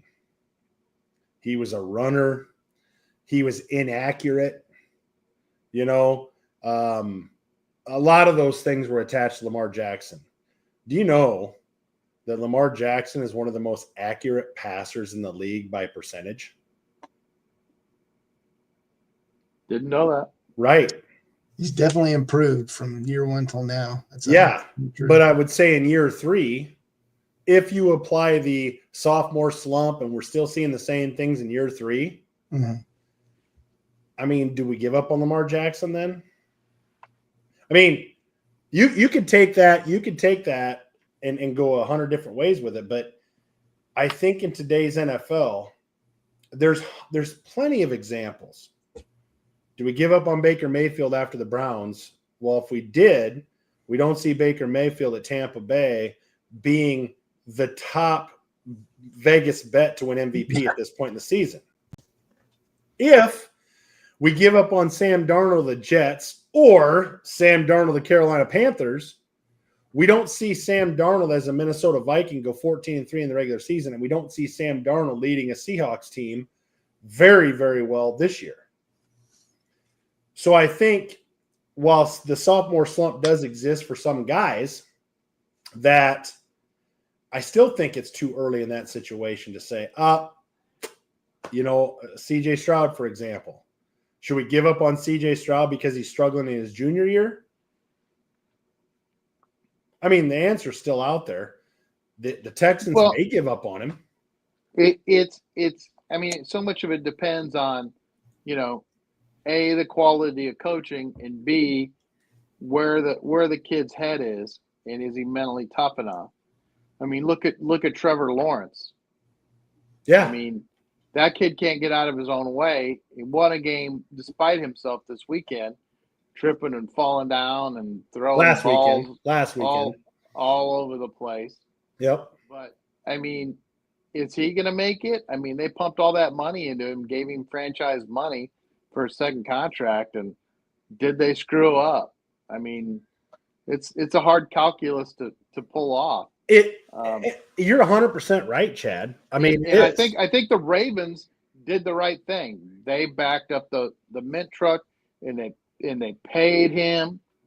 They paid Lamar, just like the Josh Allen was a runner and couldn't hit the broadside of a barn, and now he's one of the best quarterbacks. He was the MVP, illegitimate MVP. Saquon was the MVP, but he was the league MVP, best quarterback, yada yada yada.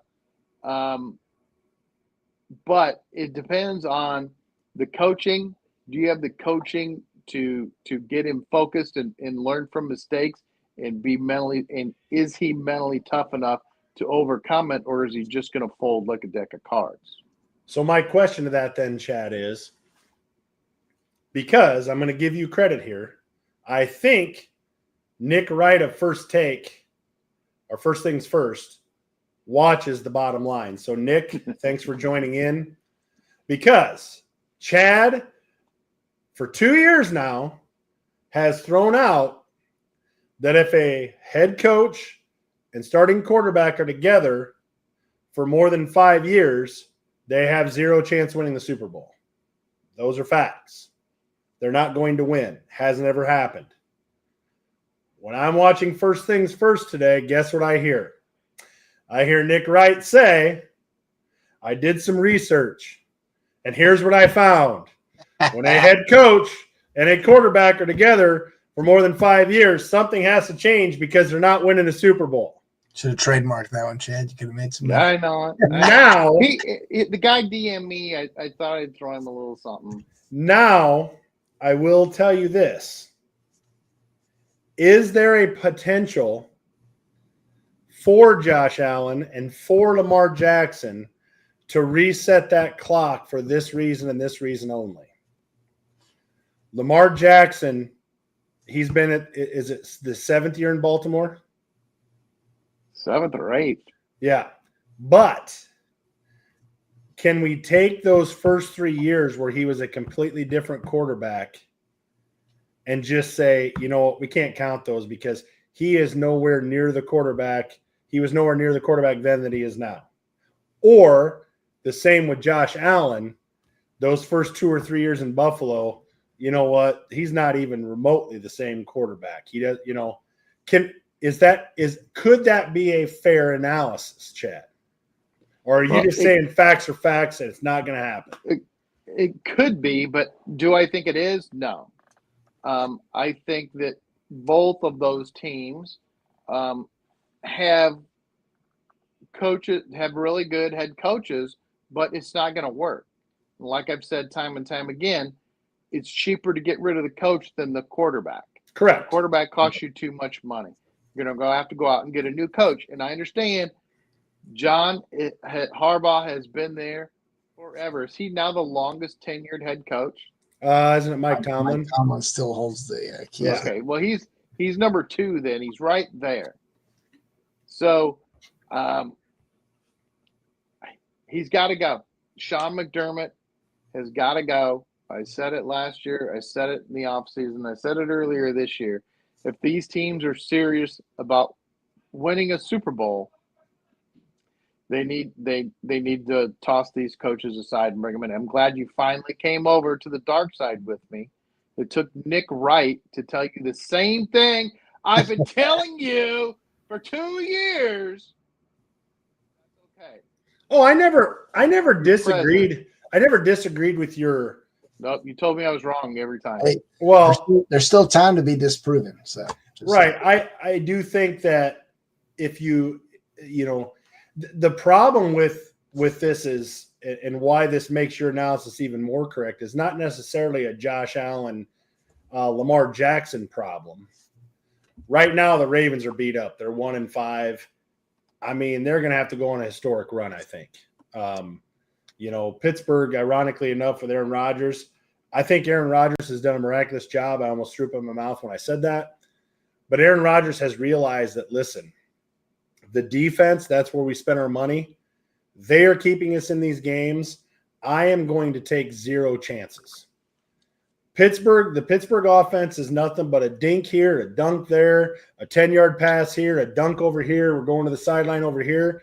And for Aaron Rodgers to say, I'm accepting of that, I would have never thought it.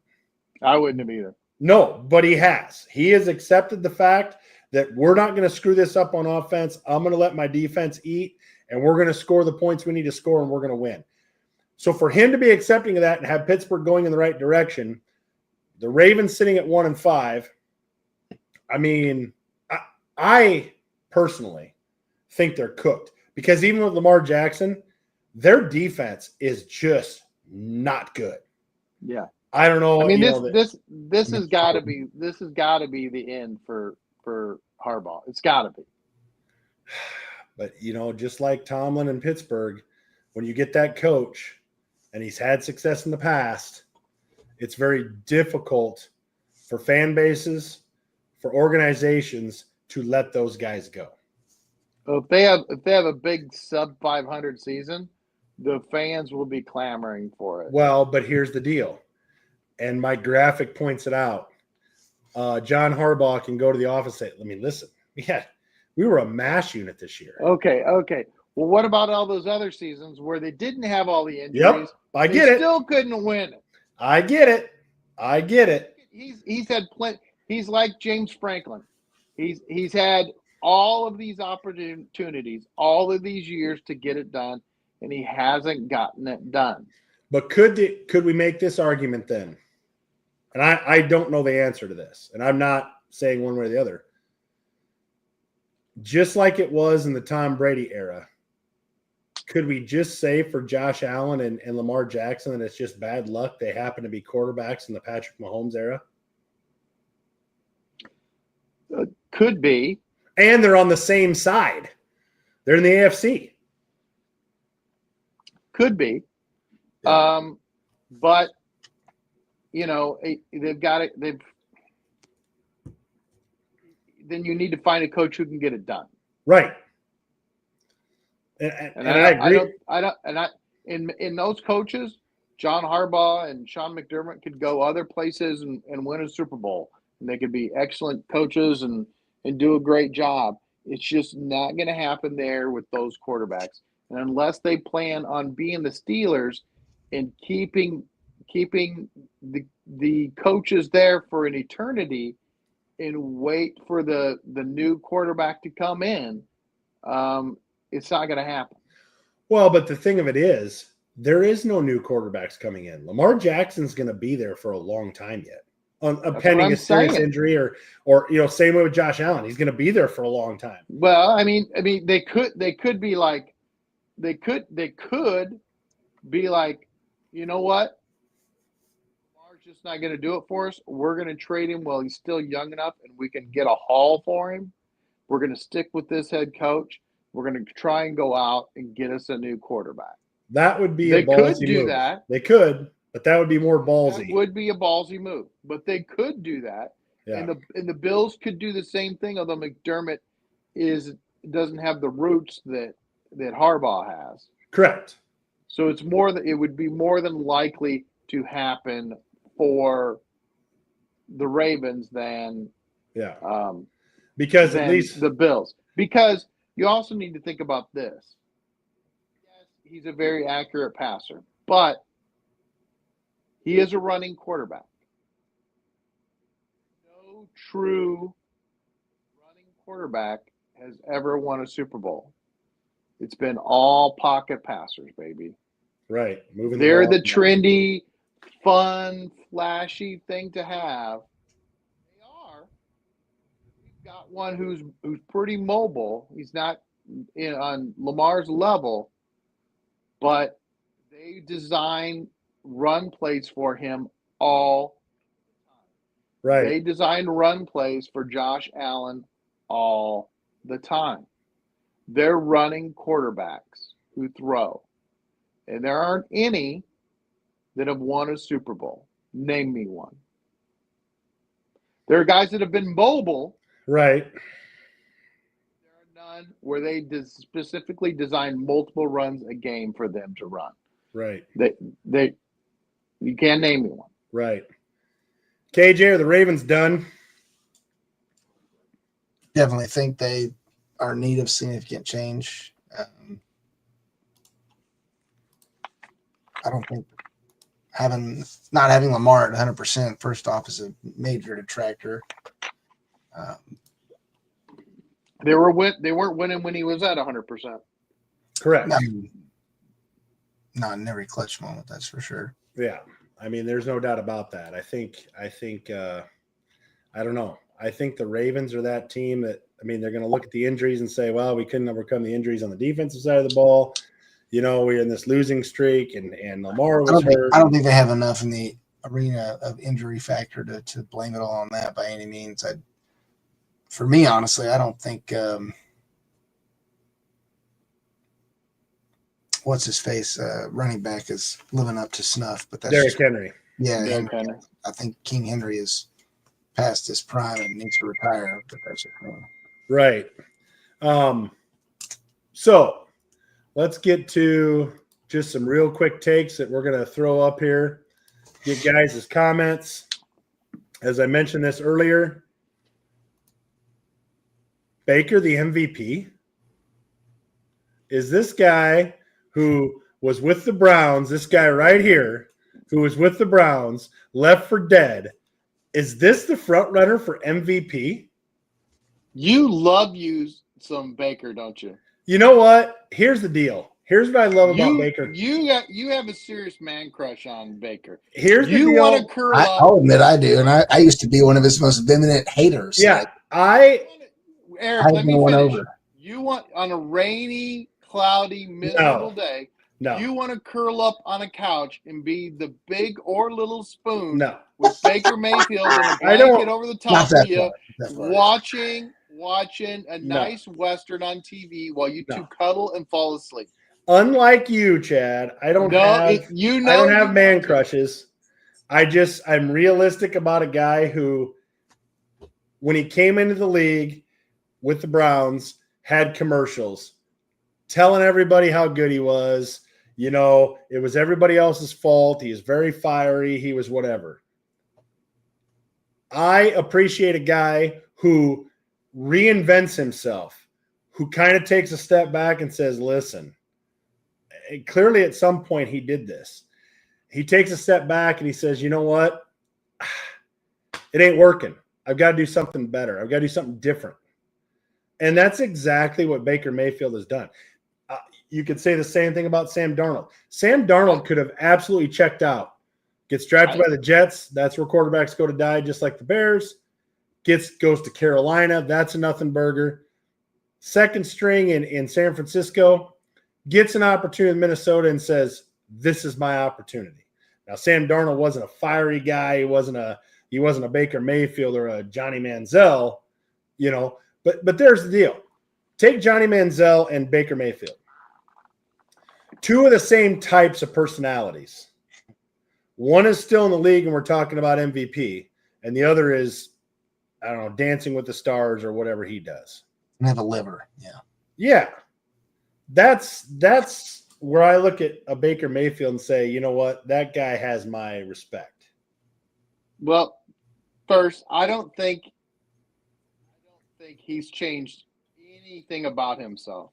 What I think has happened is he got away from cancerous, horrible organizations, the Browns in Carolina, and he's been able to get in a place that appreciates him, wants him, and is a healthier organization. That's what I think has happened. I don't necessarily think that he has made certain choices to make his career better. I don't think he doesn't have commercials because I think they all got pulled and nobody wants to come and give him any more money because they're not sure. I don't think that's a choice. I think that's just his situation. I think he wins MVP or something like that. You're going to see him doing commercials next year. Baker was a flyer in Tampa Bay. Tampa Bay got rid of Jameis Winston because that thing didn't work for him. And they Yeah, picked up. that's They what I'm basically saying. He went to Tampa where they wanted him, where it was a much healthier organization. He had all these tools at wide receiver that he could throw the ball to. They had a good offensive line. Takes it over from Tom Brady, 2 years after a Super Bowl win. I think you're proving my point for me. no, I agree with everything you said, but what I'm saying is the for lack of a better word, I don't see the dipshit Baker. I don't see the Baker at Cleveland chewing guys' butts out and not taking accountability. I see a difference Maybe. in Baker Mayfield than what I saw when he was with Cleveland. The other stuff, you're correct. He still plays with passion. He still plays with fire. But there's a few tweaks that he has made, Right. I think, personally. What better – I mean, now I realize when he was at Cleveland, I don't think he obviously didn't have kids and stuff. But, I mean, would you have ever – the Baker Mayfield in Cleveland go win a game and then the first person you go to is your wife and your young daughter comes out and you pick her up? I mean, that's not what I associated Baker Mayfield as. Right. You know what I mean? By But the now way, I do. By the way, this was not a quick take. Yeah, I know. It became a little bit more, but so good, Chad. Way to keep us on. Another injury in San Francisco. Fred Warner is done for the year. He dislocated and broke his ankle. Fred Warner was a heart of that defense. That's now the second huge defensive name for San Francisco. Warner, along with Bosa, that is gone. I mean, how much can this team really take? This is 2 years in a row. I mean, this is like epidemic stuff. What I don't understand who's in charge of these strength and conditioning programs and these trainer programs, and what is going on, and are these people out to lunch? Yeah. I always go back Isaac Bruce. I'm old, right? Isaac Bruce, early in his career, could not stay on the field. He pulled hamstring after hamstring after hamstring after hamstring. He had all this potential and had all this unrealized ability. And then he was like, you know something? I got to figure this out. He went and found a trainer and who could specialize in help keeping him on the field. And he never had one more hamstring injury the rest of his career. Won Super Bowl, went to other Super Bowls, has possibly a Hall of Fame career because he figured it out. He went to somebody that I had no idea that strength and conditioning and training staff was that important. He was like, the Rams training staff ain't doing it. I got to find my own guy. Right. He found a guy and he stayed on. So I don't know what's going on in these cities. I always find it very curious. When they're freak accidents, that's one thing. But when it's constant pulling muscles here and there, hamstrings, groins. I mean, what are we doing? What are you doing to keep these guys? To me, Right. And I wasn't much of an athlete myself, but to me, those types of injuries are irresponsible. Right. Because you're not stretching, you're not stretching well enough, you're not hydrating well enough to keep these muscles from doing that. Now, I could be wrong, but I mean, that's my opinion on this kind of thing. Right. KJ, what do you got real quick? Yeah, I think they've been played for sure. I don't know if it's a strength and conditioning issue or what the reasoning is, but I mean, they're plagued similar to the Texans were back in the days of old with Schaub and Cushing and guys like that really could have had a totally different career if they could have just stayed healthy. Right. I feel bad for them because they do seem like a quality team if they get the right guys in. It's just it's a depth factor, I guess, honestly, for them being detrimental. Well, Kittle is back for them this week, and I think Purdy and who else did they say? Purdy, and there's one more that could potentially be coming back the week after that. So maybe help is on the way, but certainly Warner is not going to be back for them this year. Real quick, are the Chiefs back to being the team to beat after throttling Detroit Lions this week? KJ? Say it's too early to say that definitively. Lions have already been upset once or twice this season in games, at least for me personally. I thought they would get the win on. I don't think 1 week's enough to say that the Chiefs are back to prominence. And I would agree with you. After, yes, they beat the Lions, but we're 1 week removed from lots of penalties, lots of screw-ups, lots of looking around. Right. I'm not willing.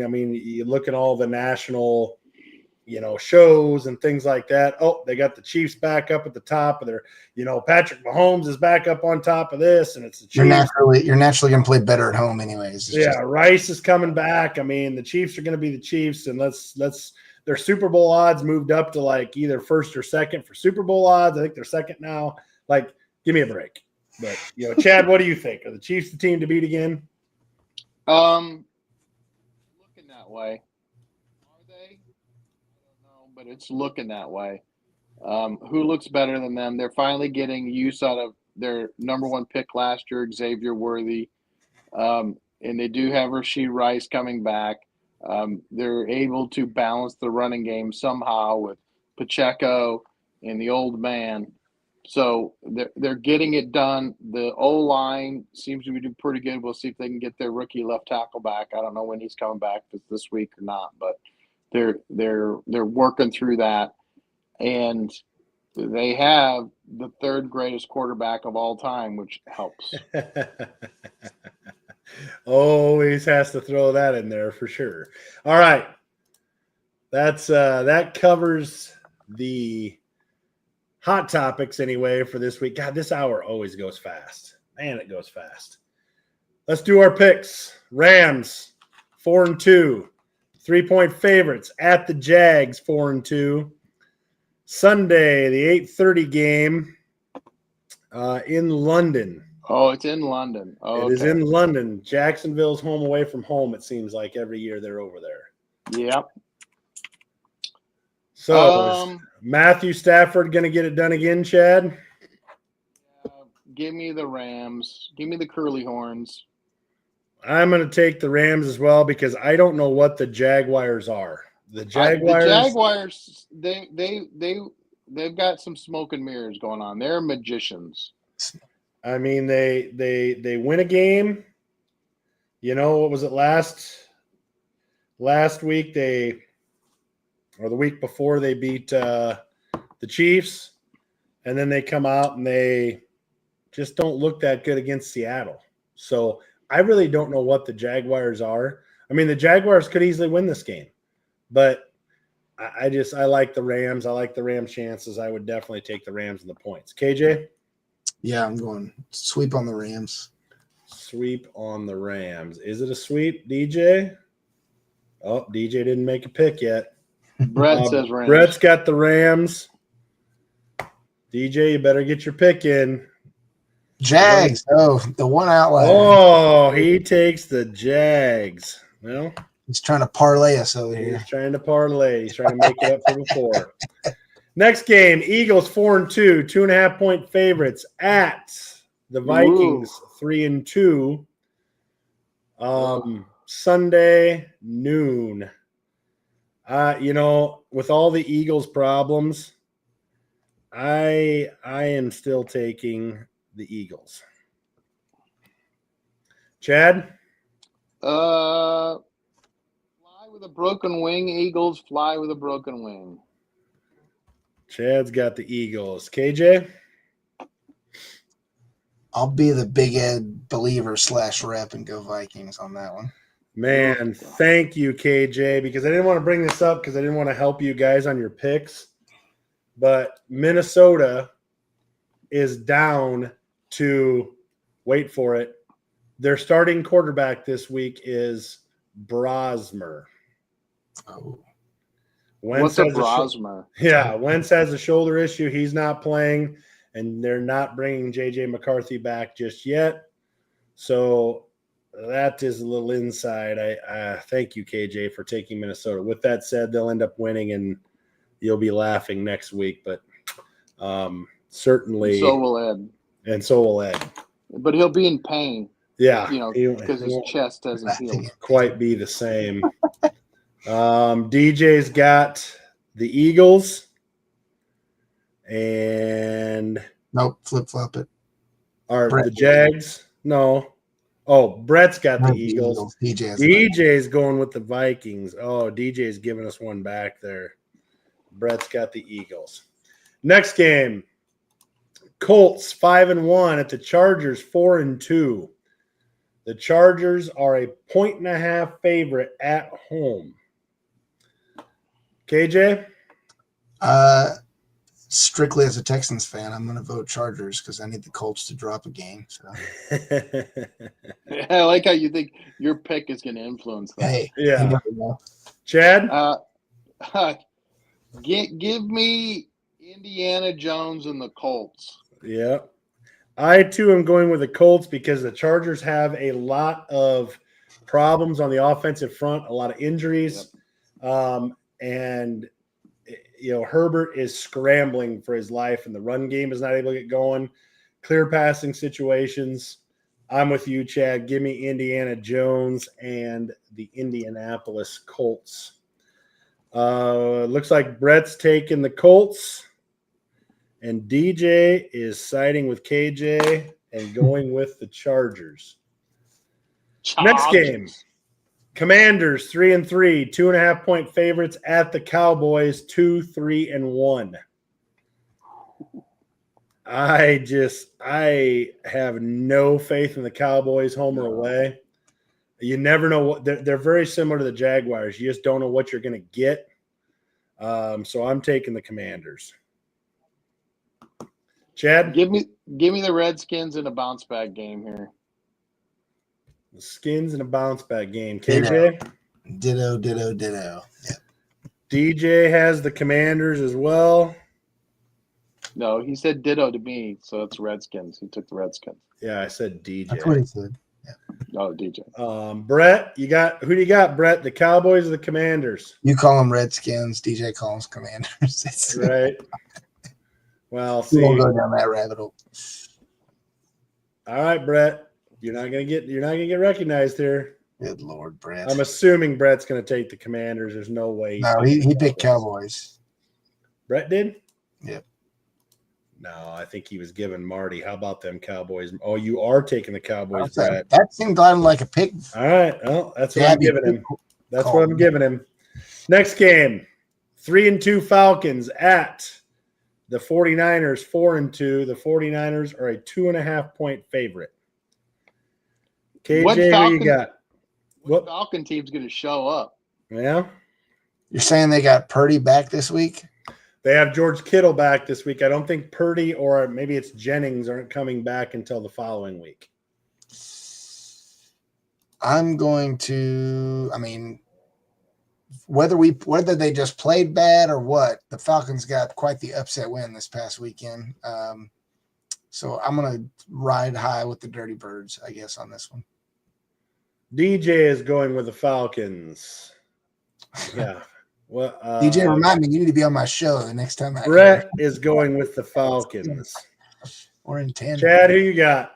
Who's starting at quarterback for the Niners? I think Jones is. I thought he got hurt. He didn't? Well, he's banged up. Oh, give me some of that big Penix energy. Give me the Falcons. I, too, am taking the Falcons. I just don't know how the 49ers overcome all of these injuries. But that's not a real confident pick. No, the Falcons are like Sybil. They have so many personalities. Come out and beat the Bills and then lose to the Panthers by 20 or 30. Yeah, 30. I mean, they're dyslexic when it comes to the games that they play. But next game, 5-1 Bucks at the 4-2 Lions. I didn't get the minus in there, but the Lions are 4.5-point favorites. Well, I already know you're taking the Bucks, Eric. Maybe. You have to. I don't have to do anything. Your snuggle buddy Baker. You got Who to you take. taking, Chad? You've been talking him up all hour. Well, it's a long NFL season. Who you got, Chad? Give me the loins. KJ? And DJ's got the Bucks. Brett's calling a rebound at home for the Lions. I'll stay consistent with DJ. Let's go Bucks. I think at 4-2, this is I know must wins. Oh, you and your must wins. I think this is a must win for Detroit to get it back on track because the bad taste they have in their mouth from KC. Now, if we were going points, I would take the Bucks and the points. But since we don't, If Ole Miss loses this weekend, Chad, remind me to never pick the same team Eric does when he uses the must-win quote ever. He uses it all the time. it You is have the to be careful. Detroit. I mean, the Tampa Bay's at 5-1. This is a must win for them. No, it's a must win for Detroit. They can't afford to go to 4-3. Are 12-0. It's a must win for Tom Brady and the Patriots. Oh my God! Now you're being ridiculous. Last game, You are. Texans 2-3 at the Seahawks Uh-oh. 4-2. I threw KJ another bone. The Seahawks. I actually threw this in there because I'm shocked that at home the Seahawks are only favored by 3.5. KJ, do I put you down for the Texans? Yeah, if it we'll go 500 here. Let's shoot for the gold. All right, KJ's got the Texans. I've got Seattle. KJ, let me ask you a question. If they were to convert the Texans to the Oilers, would you be okay with that? 100%, bro. Yeah. Okay. All right. You moved up another notch on my board. I mean, Why not wouldn't- as high. It why wouldn't I didn't be? move you up as much as when you said how much older Eric looks than me, even Oh though my he's younger than God. I am. But give me the Sea Chickens. DJ and Brett both have the Seahawks. Brett asked what about the Bears? Are they off? No, Brett, it's a 5.5 point spread. You know how we do it here. We only pick the tough ones. With that being said, the Saints will end up winning. But since it's not a game, we don't have to pick it, right? Anything else, boys? Oh, there's one thing I forgot. I was going to add this and I didn't. Another firing in the NFL. Brian Callahan down the road for the Titans. He got like a year and a half, right? Yeah. Not even a year and a half. Did not even give, but here's the deal. And I don't blame Callahan for this. I know they drafted Cam Ward, but you want to talk about a dumpster fire. The Titans are a dumpster fire. Like you name me one thing that the Titans do well. Lose. Yeah, other than Really losing. good. You know, really good. But what they've given, Cam Ward doesn't. I mean, give me a weapon that Cam Ward has in the offense. Well, here's the thing. The Titans have now entered the Bears zone. So they just drafted this quarterback. They fired the head coach. Yep. They're going to bring in a new head coach, and this isn't his guy. It's going to turn into an ugly, ugly, cancerous cycle. Yeah. I feel bad for Cam Ward. It's just not going to be good. I do think Cam Ward has the potential to be a good NFL quarterback, but it's not going to be with the Titans. I'm hoping for some of these guys that these reclamation projects that have been happening with some of these quarterbacks, the Darnolds, the Mayfields, and others, Mac Jones coming in playing well. I mean, I think Mac Jones has an opportunity to go to maybe another team and, potentially start. I hope these reclamation projects have shown that just sometimes these guys get drafted on bad teams, Personnel. and they do have potential. And I do think Cam Ward will fall into that. I just don't think it's going to be with the Titans. I just think the Titans are so far away from from even remotely sniffing 5-6 wins. That I just feel bad for Cam Ward. But anyway, anything else, boys, that you can think of that we need to throw out?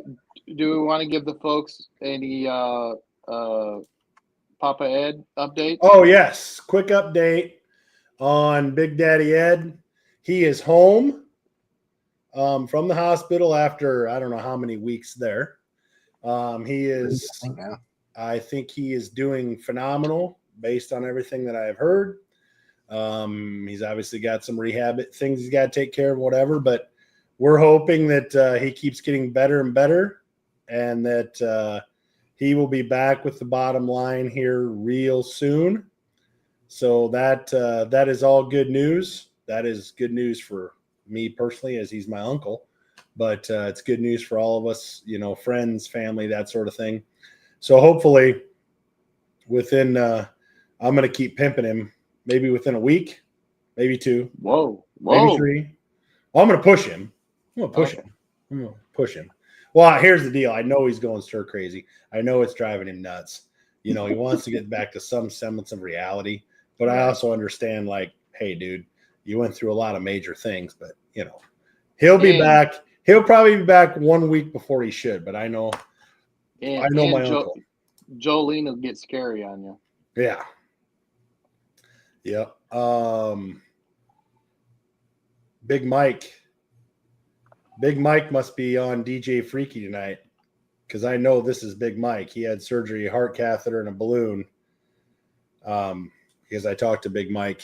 So if that is Big Mike, I hope you're doing well as well. Yeah. Hope you're getting through it, because we always miss you when you're not on. So, so get well, Big Mike, so we don't miss you on the bottom line every Wednesday. So with that, I think that I'll try and make sure I have a working computer here next. Yeah, next week. why don't you try to take care of that instead of the bouncy deer stand phone? But give us a like on Facebook, YouTube, X. We always appreciate that. But with that, I think that's gonna bring this week to a close. Thanks, everybody. And I guarantee you, unless I don't know what could happen other than the IT and me being gone and Ed, whatever, we will be back next week, 8 p.m. Central Standard. So until then, we'll catch you next week. And that's the bottom line.